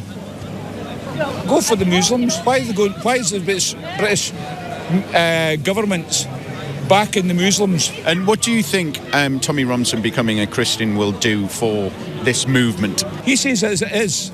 You can look Tommy in the eye, and it's like your old William Wallace. It's true to the core. He's one of our modern heroes. He's a modern Braveheart. A lot of people say he's a liar.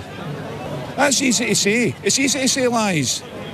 But go and do your research, your proper research. It doesn't matter if you don't like Tommy or not. We're not all perfect. And at the end of the day, as Tommy stood up and he's taken the hits, just like Christ did, he taken the hits. So you compare him to Christ? I wouldn't compare him. I compare him as a disciple. So not quite comparing him to Christ, but comparing him to a disciple. Assault occasioning actual bodily harm. Yes. Assault with intent to resist arrest. That was when an off-duty police officer intervened in a street argument between him and his then girlfriend. There's assault for headbutting a man in Blackburn. Public order offences for leading a group of football hooligans into a brawl. I think that got a football banning order as well. The use of the false passport, that is some people's favourites because it is, of course, technically an immigration offence. Mortgage fraud, but God forbid he would ever be described as a liar. A fraud by misrepresentation. Stalking and harassment of journalists, rather more recent events there. I suspect we could go on. No, there's contempt of court, of course, in grooming gang cases. How did they think these lads would feel about asylum mangers? as opposed to asylum hotels. Yeah, you've got to ask them. I mean, interestingly, obviously, you've just detailed his long criminal history. Some of it, Andy. Some of it. Yeah, forgive me. It was in jail, he said, that he accepted the Lord Saviour Jesus Christ. This is what he told the crowd there.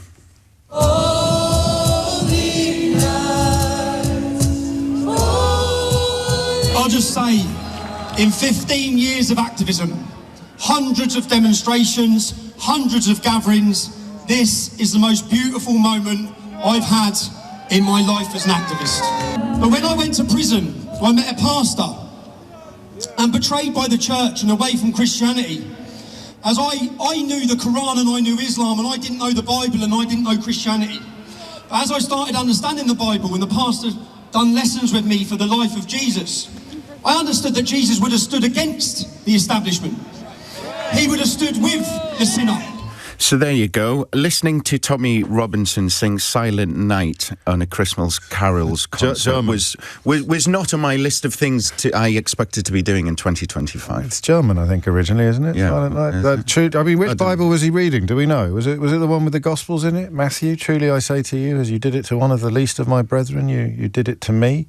I like Luke as well, 10:27. You shall love the Lord your God with all your heart and all your soul and with all your strength and with all your mind, and your neighbour as yourself. We could, of course, go on, but time is against us. I presume there was a collection.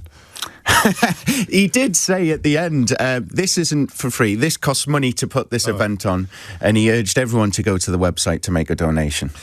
Which reminds me of what Jesus did in the temple with the moneylenders, the polar opposite of fundraising, really. Yeah. But amen, I suppose. It's the only correct response to that adventure. Do you think, on a more serious note, Andy, that we will be seeing more of these ludicrous attempts to hijack Christianity in pursuit of a far-right agenda? Yes. I think him joining and becoming the de facto leader of this movement will definitely gain momentum. We've seen time and time again, whatever movement he nails his mast to, he brings his followers. So expect to see more of these events in 2026. And finally, in terms of the transatlantic parallels, abortion is usually very high up on their agenda. These are people who claim to be very, very pro-life, but also, of course, hate lots of lives if they are already born, if they've already become life. I can't quite see, I mean, opportunism aside, I can't quite see that fitting into this project or this plan. No, I agree. There was certainly no mention of that. It was all take back control, attack Islam and migrant hotels. That was the rhetoric of the day. Do we know what their thoughts were on fighting age magi coming from the east with mysterious presents for Jesus and things? Do we know what's wrong? Why did they cancel white wise men? Well, funnily enough, that didn't come up, James. Well, I tell you what, though, one thing was really interesting. Well, hardly interesting, but all of the people there, they clearly see Tommy as a massive hero, and they do see him, as that man said, as a disciple, which is critics are saying quite dangerous. Yes, well, we should keep an eye on this, and indeed all the other developments, or indeed all of the other evidence that supports no hostages analysis that I read out just before. The real story of the year was the emergence of the axis of illiberalism: Trump, Putin, Orban, Netanyahu, Musk, Thiel, and in the UK, of course, Farage and Robinson, and that woman that Lewis Goodall had on as well.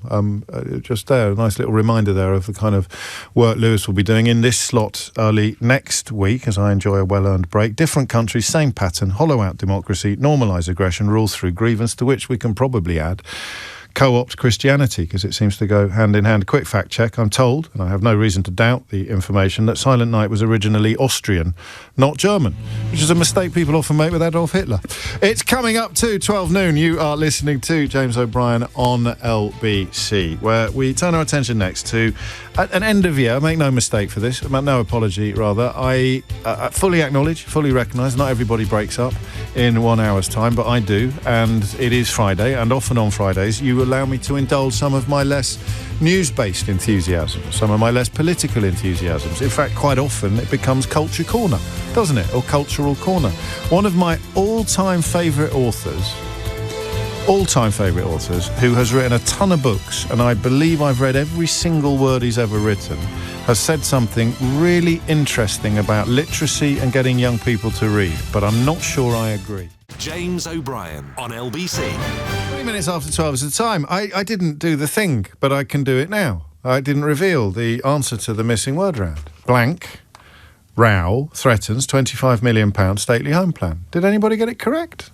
I think a few people did, which means you cheated. That's what I love about this competition. It's impossible to correctly guess the correct answer, which means anybody who gets it right is cheating. And I am here to say so. Badger is the answer. Badger row threatens £25 million stately home plan. It gets better.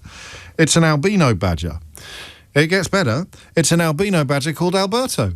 Alberto, the albino badger, apparently stalks the land around the Grade 1 listed Parnham House, and according to conservationists, this is such a rare occurrence that you can't undertake the £25 million restoration of a 16th century stately home because it might disturb Alberto the albino badger. I'm not making this up. I mean, sometimes these stories turn out not to be quite as they are originally presented.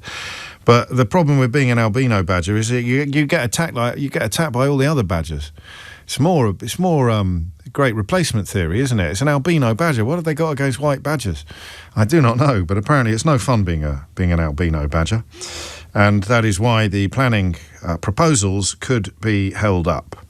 There is zero evidence, says the project manager at the estate, of any badgers within 30 metres of the proposals, as documented in the application and surveyed by specialist consultants. The evidence of a single albino badger dates back to 2015, and it wasn't even on our estate. Now, this is what Keir Starmer talked about. This isn't the topic for the next hour, by the way. But people didn't pay enough attention to that because we're quite lazy and it's quite complicated. Keir Starmer talked about planning applications being held up by relatively ludicrous complaints, and indeed by relatively ludicrous people. Private Eye have done extraordinary work on like one or two people. There might be one person. It's like a serial litigant. They obviously get some bizarre kick out of holding up developments, because that's all they can ever do is hold them up. But if you honestly are citing a sighting, don't you love the English language? If you're citing a sighting, different spelling, same word. Do you know what they're called? Is it homonyms? I think they're called homonyms. Citing and sighting are homonyms. So if you're citing a sighting of a badger in 2015 as a reason why you can't do some work on a stately home in 2025, you're probably proving Keir Starmer's point for him. But anyway, I digress. That is the solution to the missing word round. Badger. I've got another one for you, which you almost certainly will know the answer to, and which I can guarantee nobody would guess in a million years if they were coming at this cold. Timothy Chalamet is the focus of this one. It comes from yesterday, and I love it, but everyone else says it's too easy. I think you overestimate how much attention other people pay to the news. How do you pronounce his name? Did I say Chalamet? Yeah, that was deliberate, just to make sure people were paying attention. Timothy, that's how you pronounce his first name, by the way. I don't know how the ignoramuses I work with pronounce it. Timothy Chalamet. Timothy Chalamet. Doobie-doo. Here's a missing word round for you. Ready? Chalamet names singer blank blank as one of greatest Britons. That's a tough one, isn't it? I mean, where would you even begin on this? Ray Davies? Liam Gallagher? I don't know. I mean, who would it be? Chalamet names singer blank blank. Harry Styles? Nope. Annie Lennox? No. Chalamet names singer blank blank as one of greatest Britons. And if you can guess that, then I'll give you the money myself. I found that sighting of a sighting quite exciting, as Robert points out. Not actually a homonym, exciting, but I see what you did there and I like it. Simon Mark's on the way at 12:30. One of my favourite full disclosures of the year on the way. It's already available actually on the Global Player. Some of you are already sharing your joy at listening to it, but I'm not going to officially release it until a little bit later this hour. Instead, I'm going to turn your attention to a story I love, and I don't know what angle we will take on it, because there are a few. It features an author who I can confidently say I've written, I think, every single word that he has ever published. Not written. I haven't read his shopping lists or his will, but I've read I think, every single word that he has ever published. And when you consider that he's written a lot of books, I'd say probably in the region of 30 or so books, that's quite nice. There aren't that many authors. Are you like me? When you find one that you like, do you just inhale everything they've ever written? You find someone that you like. And even if you're coming into a series quite late, you know that you're actually not going to rest. I did it most recently probably with Anne Cleeves, with the Vera novels, and then with the Shetland novels, and I just know that I'm not really going to read anything else. I've always got a fancy book on the go, Salman Rushdie at the moment, and a thriller. I've always got a fancy book and a thriller on the go for my mood, for depending on what mood that I'm in. It's the new Rushdie. And I know that when I'm in a thriller zone, when I'm in a thriller rut, I'm going to read every book by an author sometimes. It doesn't happen that often, but when I'm in that zone, I'm going to read every single book by a given author until there aren't actually any left. And with Lee Child, because it is him of whom I speak, it goes beyond that into actual, what I call hardback territory. So if I am in, and these days it's usually Morrison's, actually, where I see a brand new hardback by this author, and I just have to buy it. Even if I'm skint, I'm having it. All right, that's a bit of an exaggeration. I'm no longer skint enough these days not to be able to afford a hardback book. But when I first started buying Lee Child hardbacks, because I can't wait for the paperback, I probably was sometimes a little bit skint. At least I should have waited until payday before buying something as expensive as a hardback book, but I didn't. And Lee Child is very much the author in that category. I've also got a memory of, and by published I mean in books, I haven't read all of his journalism, but I've also got a memory of him having a bit of a set to with another author I admire enormously, another novelist I admire enormously, who is more of a literary author, who has also recently written an episode of Slow Horses, actually, on the telly box. And I don't want to over-egg this one because I may be slightly misremembering it, but I think there was a bit of a dispute about the nature of literary fiction. And Lee Child very much arguing the corner that it's nowhere near as easy to write a brilliant thriller as writers of literary fiction sometimes rather snobbishly suggest. I couldn't pick a side in that argument because I haven't managed to write either. I've tried to write literary fiction, I've tried to write a thriller, I've failed miserably at both. I am, however, a best-selling non-fiction author, so yeah, let's not be too hard on myself. And what he's done today is suggest that too much of the literature taught in schools puts children off reading. He says, I can totally understand why, if you're an English teacher and you've read all your life and you love this stuff and you've been to university, then you want to introduce the big, major masterpieces. But that's too much for kids. He was speaking at HMP Doncaster, actually, a Category B prison where he was holding literary sessions for inmates in what he said he hoped would become a national programme. I'm really hoping, I think we've asked a few times, I'd love him to come on Full Disclosure. I'm fascinated by both the writer and the man, and there's another reason why he would be a wonderful chap to talk to. It's his third visit to Doncaster, and at the sessions that he does with prisoners, he listens to men talking about their own writing and he offers them feedback. What a wonderful thing to do. And the best advice he thinks he can give them is to say, write about yourselves. And then he says something that will not come as a surprise to anybody who's ever read a Jack Reacher novel. My books are about Jack Reacher, but they're really about me. It's what I want to be, what I want to do, how I would live if I could. If you're not familiar with his work, they are westerns, but they're set very much in the modern world. So you have he's a former military policeman, American, although Lee Child I think is from Wolverhampton actually. He arrives in a town. He's like a kind of John Wayne character or a Clint Eastwood character in a western, a man with no name almost, except he's got a name, obviously, Jack Reacher. But the premise of every novel is that he arrives somewhere new. He doesn't have a home. All he travels with is a toothpaste. When his clothes get dirty, he buys new clothes. All he has is a bank card and a toothbrush, and the toothbrush isn't even permanent. And he just tours the United States of America by Greyhound bus. He visits jazz clubs if he wants to, and every now and then, every novel, he arrives in a town where a massive scandal is, where some right old baddies are up to no good. And he cleans up that town. He cleans up that town.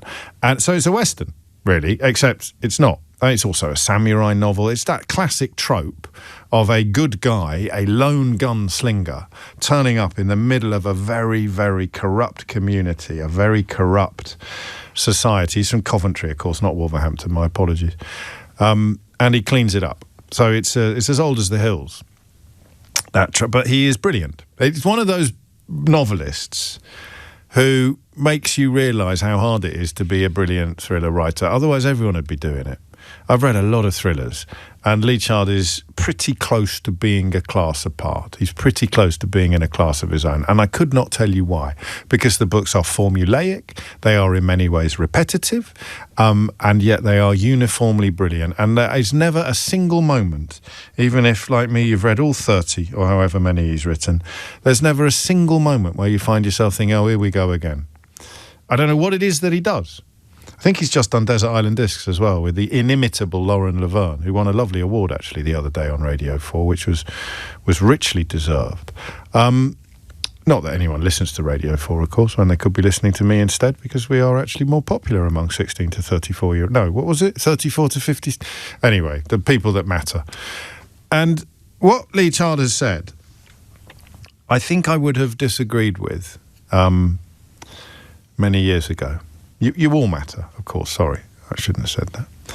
I think I would have disagreed with this. I think even when we met, I was of the view that literary fiction, the biggies, the big ones, whether it's the ones that are relatively easy to read, like your Dickens or your Austins or your Brontes, or the ones that are much harder to read, like your Joyces, or your Hardys. I find Hardy quite hard to read until I get stuck into it. But the novels that are, what word would you use to describe them?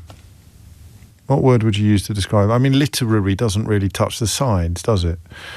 But I would have argued that young people need to read these books and that they deliver something different from what you get from easier to read books. So there are two phone-ins here. I'm sure that you've spotted them both already. The first is he right?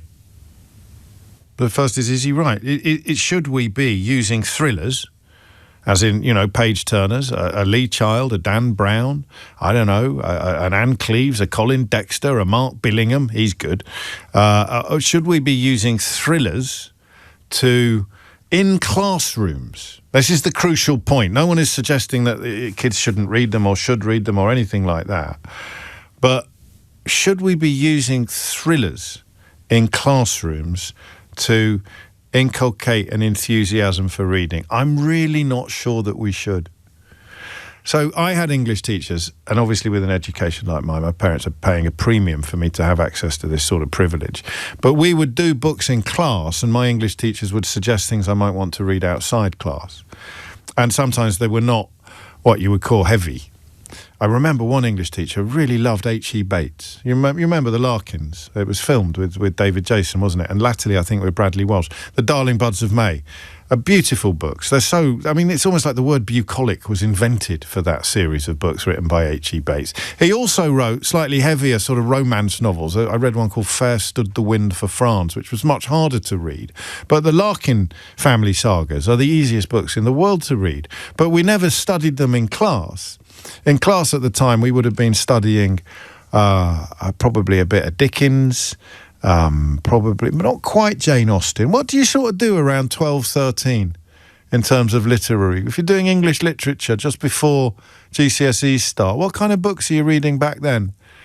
Do you know what I mean, though? You're not reading stuff from the W.H. Smith or the Heathrow Airport Top 30. You're probably doing a bit of Steinbeck, aren't you? Probably everyone's done Of Mice and Men. Which is easy to read and quite short as well, but still it's literary fiction. So that's question number one. Should they be doing thrillers in class? Yes or no? What difference do you think it would have made to you? Why are you opposed to this idea? And that's going to lead us into the second question, all right? 0345 6060 973. I'm 53 years old. I don't have a degree in English, but I have an A-level and... Does anyone ever mention S-levels? Are they still a thing? I have an A-level and a rather high-grade S-level, actually. They even told me where I came in comparison to the rest of the country, which my kids find incredibly boring. But I love it, and you can tell from listening to the programme, I've always read a lot, and I love it. I don't know what the difference is between literary fiction and everything else. I can't put into words exactly what it is that Lee Child is talking about when he uses words like big major masterpieces. What is the difference between a big major masterpiece and a stone-cold classic of the thriller genre? Some thrillers... I can bore for England on this subject, as you've probably already worked out. For me, some thrillers really walk the line. Mick Herron latterly probably walks the line between literary and genre.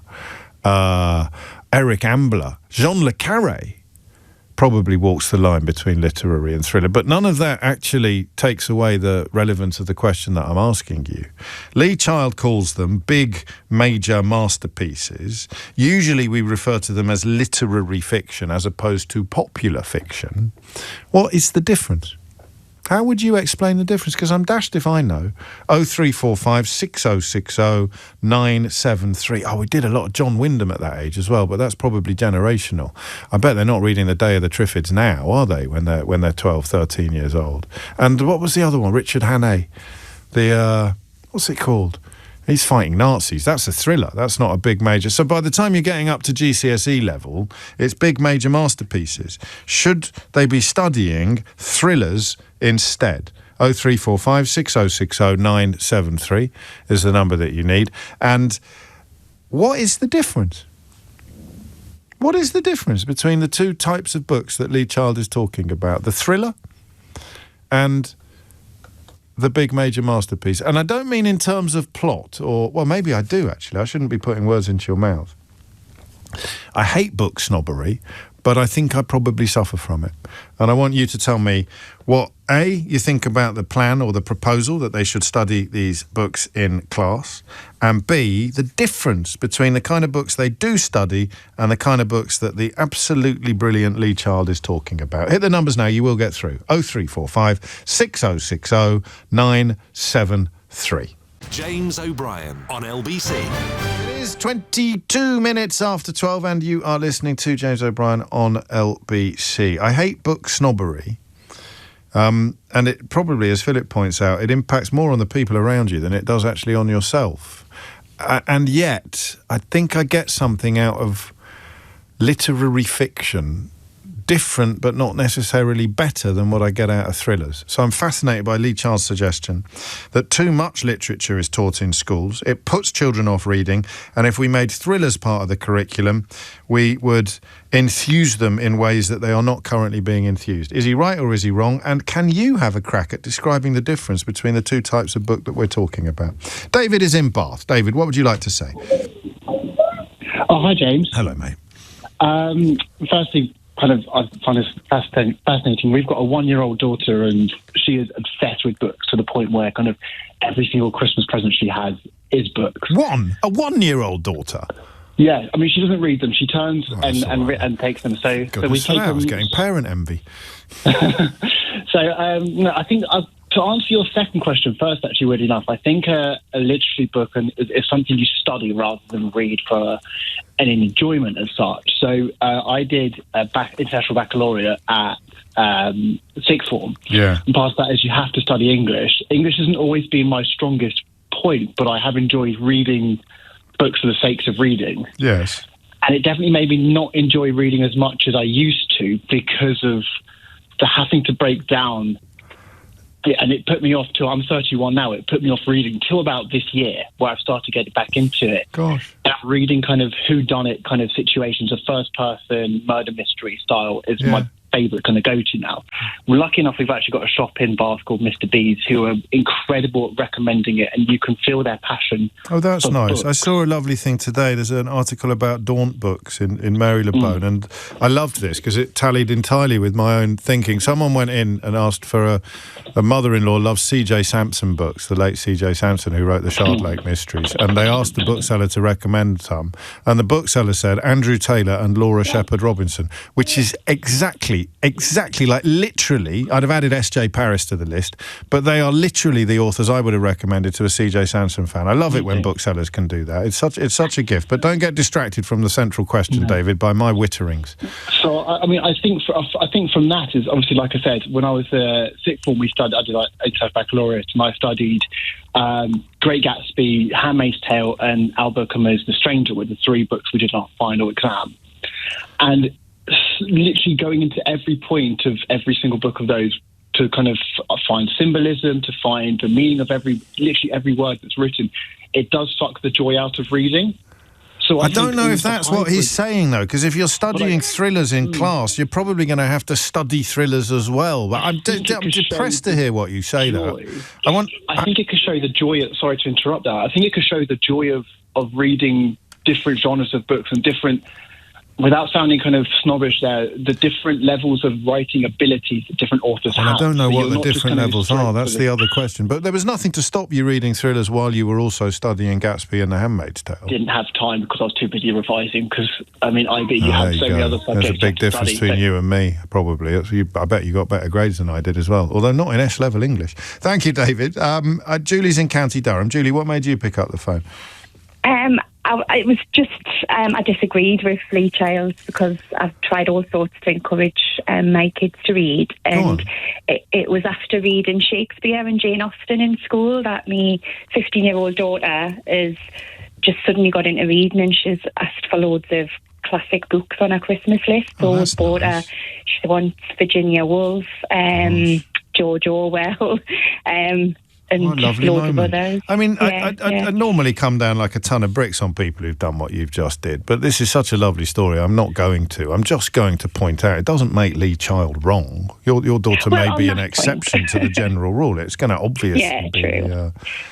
A huge majority of kids are alienated by their experiences in English literature classes, and if they are therefore turned against reading, then finding something that they like reading is probably a brilliant idea. Yeah, absolutely. I just think these days everything's so trivial, and I think for her it's a bit deeper, and I think that's what she finds rewarding. What did she not enjoy then? I mean, you've got a clever kid there. I would suggest. Yeah, so she loved like the Harry Potter films and tried the books, and she was just bored by them. And totally. She hated David Walliams. She's the school librarian. She hates David Walliams books. What about slightly older stuff? She's 15. She could have had a look at thrillers. But did no thrillers tickle her fancy? I can't remember the name of them, but she saw some that took her fancy in. It was like a series that was really popular with teenagers, and I don't think she got through the first one. It was just, they just didn't catch her attention. She's quite precocious then. Oh, very. Yes. And I mean, a good job she's found something then that did actually float her boat, because otherwise it would have been quite a frustrating existence to have this intellectual capacity that was or intellectual appetites that were going almost entirely unfed. Not to spoil Christmas for anybody, but is she going to get what she wanted in her pillowcase? We've had lots of trips to TK Maxx, who've got lots of classics in at the moment, and she's chose all the ones that she wants. I love that. And then, of course, Santa will no doubt be adding to that little bounty, that little collection with his from his library, his special library. I love TK Maxx. I didn't even know they did books. When did TK Maxx start doing books? I could bore for England about TK. Well, I can bore for England on almost any subject. I think we've established that. John's in Stroud. John, what would you like to say? Hi, James. I think this is very much starting from the wrong place. You know, I wouldn't start from here kind of problem. I don't think there's any point in getting people to analyse stuff that they've got no interest in. And what you have to do, first of all, is get people interested in it. you know, it's like, I mean, you may remember I'm a writer myself. I do, yes, of course. But I don't know that just let me just nudge you down that road a little bit. I really loved studying English from a very early age. I loved analysing things.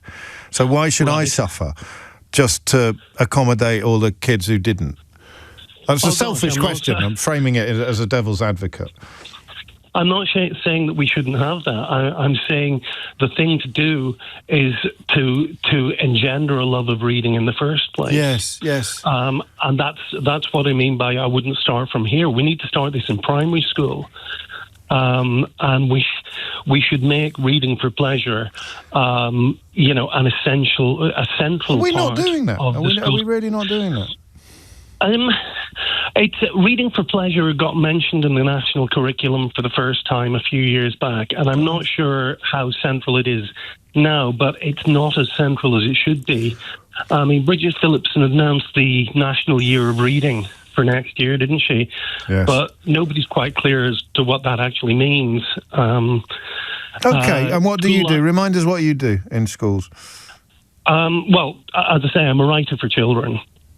But you go into schools, if I remember correctly, don't you? Sorry? You go into schools and talk to children with your own books as well, I think. I do, yeah. Yes, so, you know, most recently I've been doing rhyming picture books and poetry, so most of my sessions lately have been about that. And I actually talk about this. I talk about how when, you know, my first experience of poetry really was, right, here's a poem, let's analyse it. What is the poet trying to say? Yeah. And you go through 40 minutes of picking it apart, and eventually, you know, the teacher says, so you see what the poet is trying to say is that war is bad, or daffodils are nice, or whatever. And I just thought, you just don't need to do that. Just feel the flipping thing. Yeah, I mean, I was like, why didn't he just say that? Yeah. You know, could have saved us all this time. He just says, war is bad. So you're all for it then, Lee Childs? You just get kids reading and then worry about what they're reading once you've instilled a love of reading, once you've instilled a passion for reading. Yeah, but I wouldn't say study thrillers because, you know, if you say, let's study thrillers instead of literary works, you're going to get the same thing. They're going to be kids going, well, I What's don't want going to read on here? that. See, that's the bit where he's probably been slightly misrepresented by the way that it has been reported. He's you know, you get put off it by the big major masterpieces, so get them to well, he does know. He says thrillers should be on the curriculum. So if they're on the curriculum, you'd probably be studying them, and it's the studying that you're opposed to. I can understand that entirely. Crikey, John, you've made me late for the news. It's 12:31. Simon Marks is on the other side of the headlines with Amelia Cox. James O'Brien on LBC.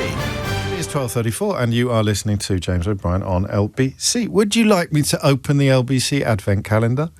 I'm going to. Simon Marks is here, of course. He is lurking behind the door. But I was just running through those historical fiction authors that I loved the most a minute ago and referencing the chap in the Daunt Books article who recommended two authors right on the nose. If you like C.J. Sampson, then you will love Laura Shepherd Robinson and Andrew Taylor. But there's another one I would put on that list. And I was racking my brains to remember who it was. Barbara knew. She said, James, if you like those books, you'd love S.W. Perry. I love S.W. Perry's books. It's a sort of Mark series. The Angels Mark, the Serpents Mark, the Heretics Mark. They're brilliant, brilliant books. And his more recent one, actually, fasts forward a couple of centuries. It's set in wartime Berlin Duet, which is actually on my bedside table at this moment, waiting for the Christmas break. But what I didn't know until he came to one of my book signings in Stratford-upon-Avon is that S.W. Perry is actually a former LBC face. He worked here as a broadcast journalist many moons ago and went by the name Steve Wood. And Simon Marks, at the time, I think, was probably reading the news on Clive Bull's overnight programme. Yeah, I mean, that's extraordinary. Isn't it? Because I hadn't thought of the name Steve Wood for a while, and I think you have to go all the way back to the late 70s when LBC was in basement offices off of Fleet Street, which was the first time I ever did any work at LBC. And Steve Wood, if I recall correctly, was one of the principal hosts of an afternoon news programme. It was an 8-hour rolling news programme called LBC Reports. And if it is the same Steve Wood, and I presume it is... I think it is. That is extraordinary. Clive would definitely have memories of that, probably better than mine, given his association. All roads lead was to more LBC. Full-time than mine. Of But course. yeah, absolutely extraordinary. And they're brilliant books. Perry, S.W. Perry, there you go. Check it out. Stick it on your Christmas list. Absolutely. Where do we begin? So I've got written down in no particular order plaques, which I've kind of covered, Kennedy Centre, which I kind of haven't, and then the speech last night. Well, the speech, 18 minutes, because he was told he had to come in under 20 minutes, because otherwise the networks were going to basically switch him off. You know, when presidents of the United States announce they're going to do a primetime address, it usually means they've got something enormous to announce or something to address. You do it after the 9/11s, you do it when you've decided to commit troops to Iraq, and indeed there were predictions that he was going to announce that the country was at war with Venezuela. Tucker Carlson said that he had it on good authority that was going to be embedded in the speech. Of course, what the speech was really about, as these things invariably are efforts at distraction. He wanted to try and move away from the absolutely shameful, disgraceful comments that he made, not just on Truth Social, but in person. Doubled down, about the Rhiners when he doubled down. But also, it was designed to be a moment when he would say to the American public, look, I feel your pain about the economy as we head into Christmas. I just want to assure you I understand your concerns about prices. I'm addressing it. I'm hearing what you're saying. And this is the second time. The first time was at a rally in Pennsylvania about 10 days ago, when he proved completely incapable of actually getting those words out. So he keeps insisting prices are falling when they are not. And that's not opinion. You can go to the US Department of Agriculture website, the government's own website, the Bureau of Labour Statistics as well. You can see that prices are rising faster than the rate of inflation in the United States, pretty much across the board. 31% of the public currently say they approve of his handling of the economy. We are, as you know, heading into a midterm election year, which will be a referendum on his presidency, because that's what the White House says they want it to be. They say they're going to put him out there. He's going to be campaigning like it was 2024 all over again, because they believe that he still has the secret sauce to mobilise the Make America Great Again faithful. But if he doesn't find a way of expressing some degree of understanding about what the average Joe is facing in terms of the economy, and instead keeps saying, well, 401, the stock market's booming, so everybody's 401ks are going through the roof. Well, it is true. I mean, I'm one of the privileged to have a 401k retirement account, and it's not only recovered all the money that it lost, it's significantly up on the year. But the vast majority of people in the United States don't have them. And even if you've got one, you can't access the money till you're 59 and a half. So if you're a 30-year-old or a 40-year-old or a 50-year-old going to the supermarket this weekend, that money in your 401k is doing nothing for you as you pay for the Christmas dinner. Of which the prices on the shelves will be higher. Because there's two lies, really. There's the one about things coming down when they're not, but also the lie about inflation being the worst in 48 years when he took office. When, again, it's not an opinion, it's counting. Correct. It simply wasn't. Absolutely. But I mean, nothing that he said in that speech. I mean, I think you've seen there's this list of 50 falsehoods. Daily that Mirror told, did a good job. Once every 24 seconds, yeah, right? Something like that. I mean, how do you even make sense of this? But even if you look even at the point where he's addressing the economy, he claims that Biden and the Democrats looted the Treasury of billions of dollars. And that's what forced, in some fashion, he says, prices up. But as a viewer sitting at home, you're sitting there thinking, wait a minute, they looted the Treasury of billions of dollars. Yeah. Where's the criminal investigation into that? What does make sense, and I think we've really seen this in the last 3 weeks particularly, is that he is extremely bigoted, and I think it's possible to argue that he's a virulent racist. I mean, if you look at the things that he has been saying about Somalis, and again he rounded on them in this speech, It is rooted in fiction about the role that the Somali community plays in Minnesota. Many members of the Somali community, more than 60,000 of them, legally present in Minneapolis, St. Paul and surrounding towns and cities, are playing substantial roles as doctors, as surgeons, as lawyers, as real estate agents. I mean, they are across the board contributing to society and paying taxes. And yet we're now at the point where not only are the doors of the country closed to everyone seeking refuge or asylum other than white Afrikaners from South Africa, but he's also now talking about beginning the process of denaturalizing American citizens. Hundreds and hundreds of them that they want to denaturalize every single month in a bid to engage in remigration. In other words, literally taking passports away from people. And he says that all of these people that have become naturalized citizens, many of them were criminals and they fraudulently got their US. There's no evidence for it any more than there is evidence that the vast majority of Somalis in Minnesota, I think they said more than half of them that were living in Minnesota on visas had lied in their visa applications. They have no possible way of knowing that, and if that's the case, why were they granted visas in the first place? Is there a change in tone or tactic? The lies are so obvious now, whereas before there was always wiggle room. There was always, if not quite plausible deniability, then, you'd get Kellyanne Conway coming out describing lies as alternative facts and it would work. But this is, I mean, the only phrase I can think of is this is just utterly barefaced. I think there has been a real change in tone over the last month.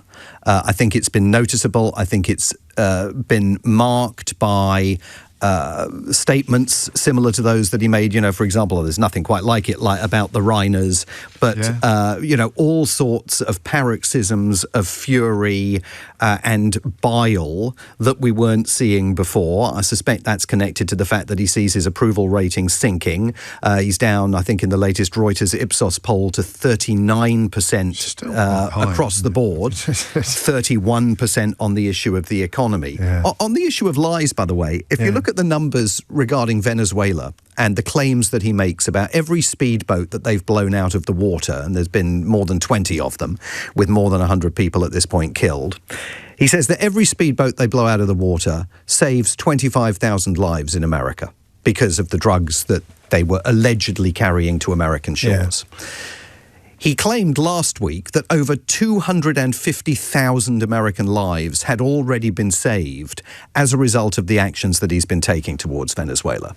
If you look at the numbers, over the last year, how many Americans do you think have died as a result of drug overdoses?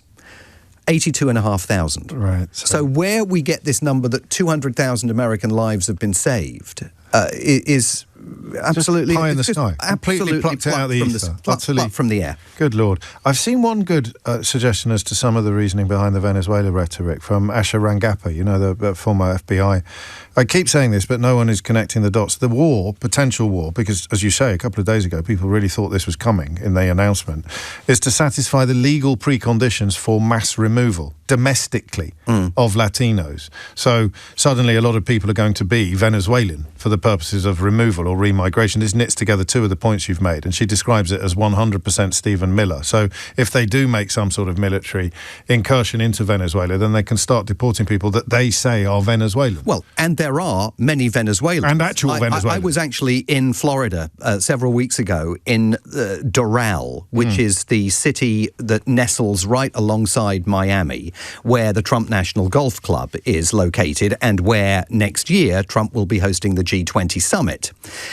Doral has the largest presence per capita of Venezuelan exiles, people that are absolutely vehemently opposed to the government of President Nicolas Maduro, that got as much of their money and their possessions out of the country as they possibly could, have parked themselves in Florida and are waiting for what they consider the glorious moment when the Venezuelan government is toppled and they get a chance to go back. I actually interviewed the mayor of Doral while I was there, a Republican supportive of President Donald Trump. Very concerned about the possibility that ICE and the Border Patrol were about to show up in that community and start rounding up Venezuelans. So pretty soon, because of the concentration of that community, particularly in South Florida, pretty soon he's got the potential of having real problems with some of his own supporters, with elected lawmakers and mayors from his own political party who are saying, well, I don't want that happening in my community. I mean, you know, these people are waiting here for the chance to go back to Venezuela. They're not waiting to be chucked out and forced back to Venezuela, where many of them would find themselves potentially in grave difficulty at the hands of the Maduro regime. So there are real potential problems coming, as undoubtedly Stephen Miller makes plans in 2026, encouraged by President Donald Trump, to pick up the pace of mass deportations. And perhaps one of the best illustrations of the barefacedness of it all is the gasoline claims. I mean, again, not an opinion, just counting. He says he said gasoline is now under $2.50 a gallon, and in much of the country, by the way, in some states, it just hit $1.99 a gallon. And all you have to do, they've got that. Is it the same in the States as here? They've got the bloody great signs outside gas stations. You can literally drive past and see how much it is. So I actually looked this up yesterday because I've been irked by this claim that gas is $1.98, because I can assure you we are absolutely not paying $1.98 in Washington, D.C.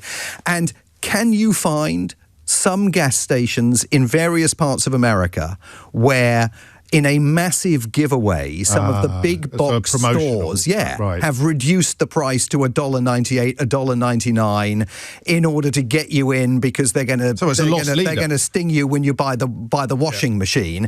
Yeah, there's a handful of gas stations doing that, but this notion that the price of petrol has come down to $1.99 a gallon, you know, and that's easy to find, is completely specious. We're going to run out of time. Any predictions for next year?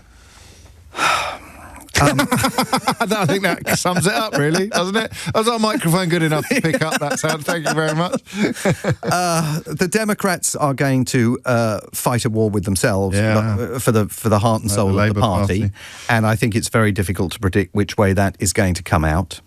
The midterm elections, which are due to take place on November the 3rd next year, are, I think, unlikely currently to be held on time in an entirely free and fair fashion. Wow. They may be held on time with all sorts of jiggery-pokery taking place behind the scenes. You may see more troops on the streets of Democrat cities across the country. You may see, more Democrats and their leading officials being targeted with potential criminal investigation and prosecution. Yeah. I think there's going to be a lot of questionable stuff that goes on the election campaign trail.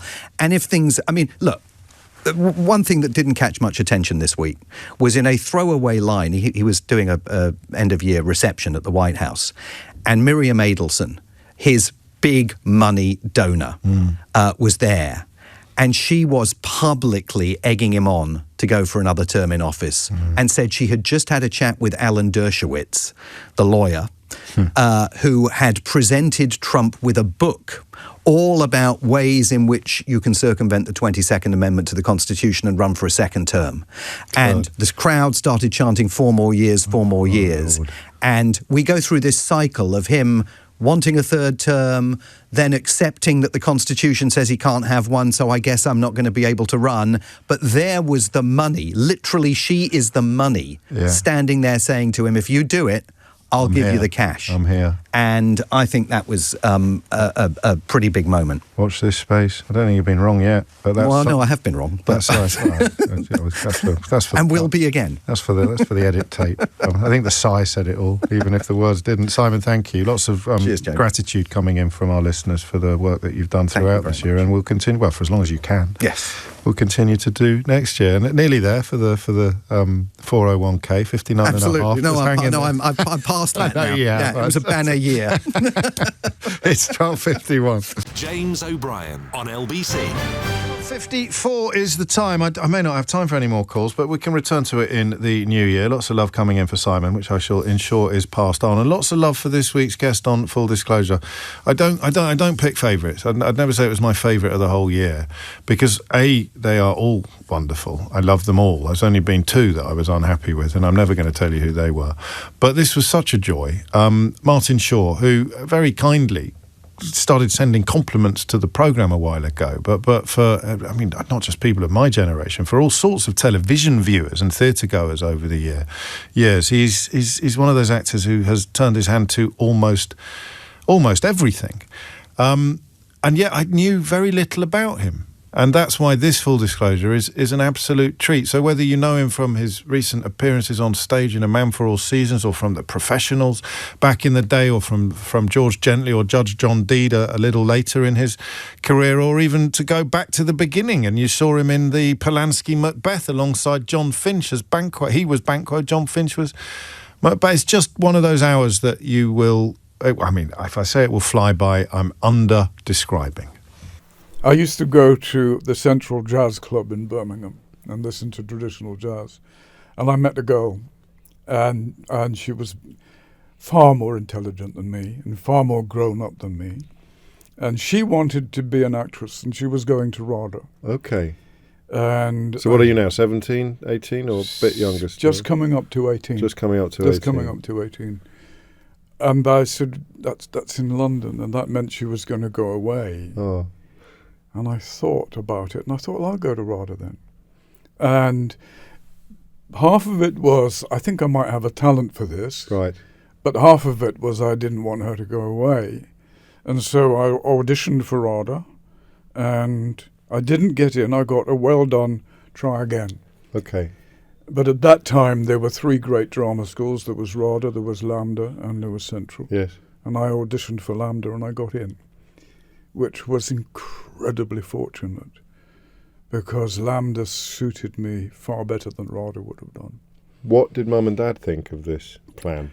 Oh, they were very worried. Yes, I bet they were. Oh, they were very worried. You've done what? Oh, yeah, I mean, it was, well, they thought it was incredibly insecure. Yeah, well, they were right, weren't they? They were entirely right, you know. Completely right. But that's what they were worried about. They weren't worried about airs and graces, or they just wanted you to be. And you've got a good job in the chemical factory. You know, you've got a future there. You've got security. You've got a pension, presumably on the horizon. All of these things, and you weren't interested in that.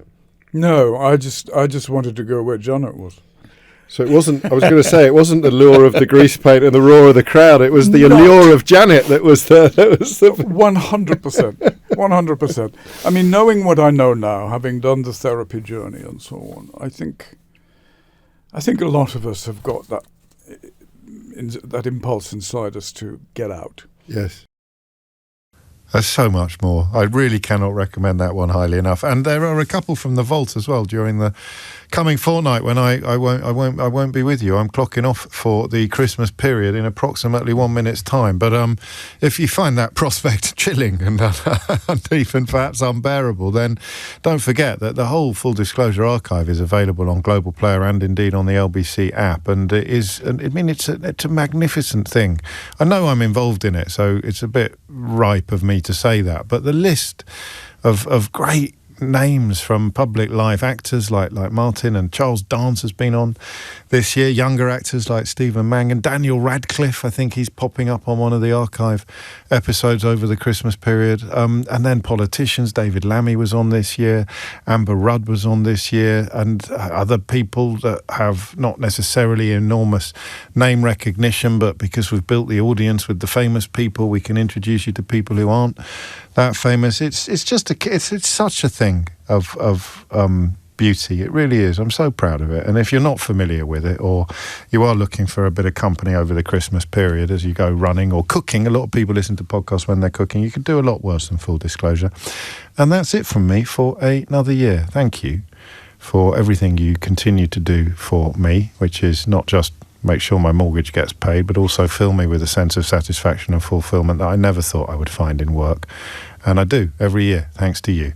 If you missed any of today's show, you can listen back on our free Global Player app or the new LBC app, where you can stay up to date on all the top stories and opinions, put your news categories in the order you want, pause and rewind live radio, and listen to a range of podcasts, including James O'Brien Daily. Download the official LBC app for free from your app store now. Coming up at 4 on LBC, it's Tom Swarbrick, but now it's time for Sheila Folk. James O'Brien on LBC.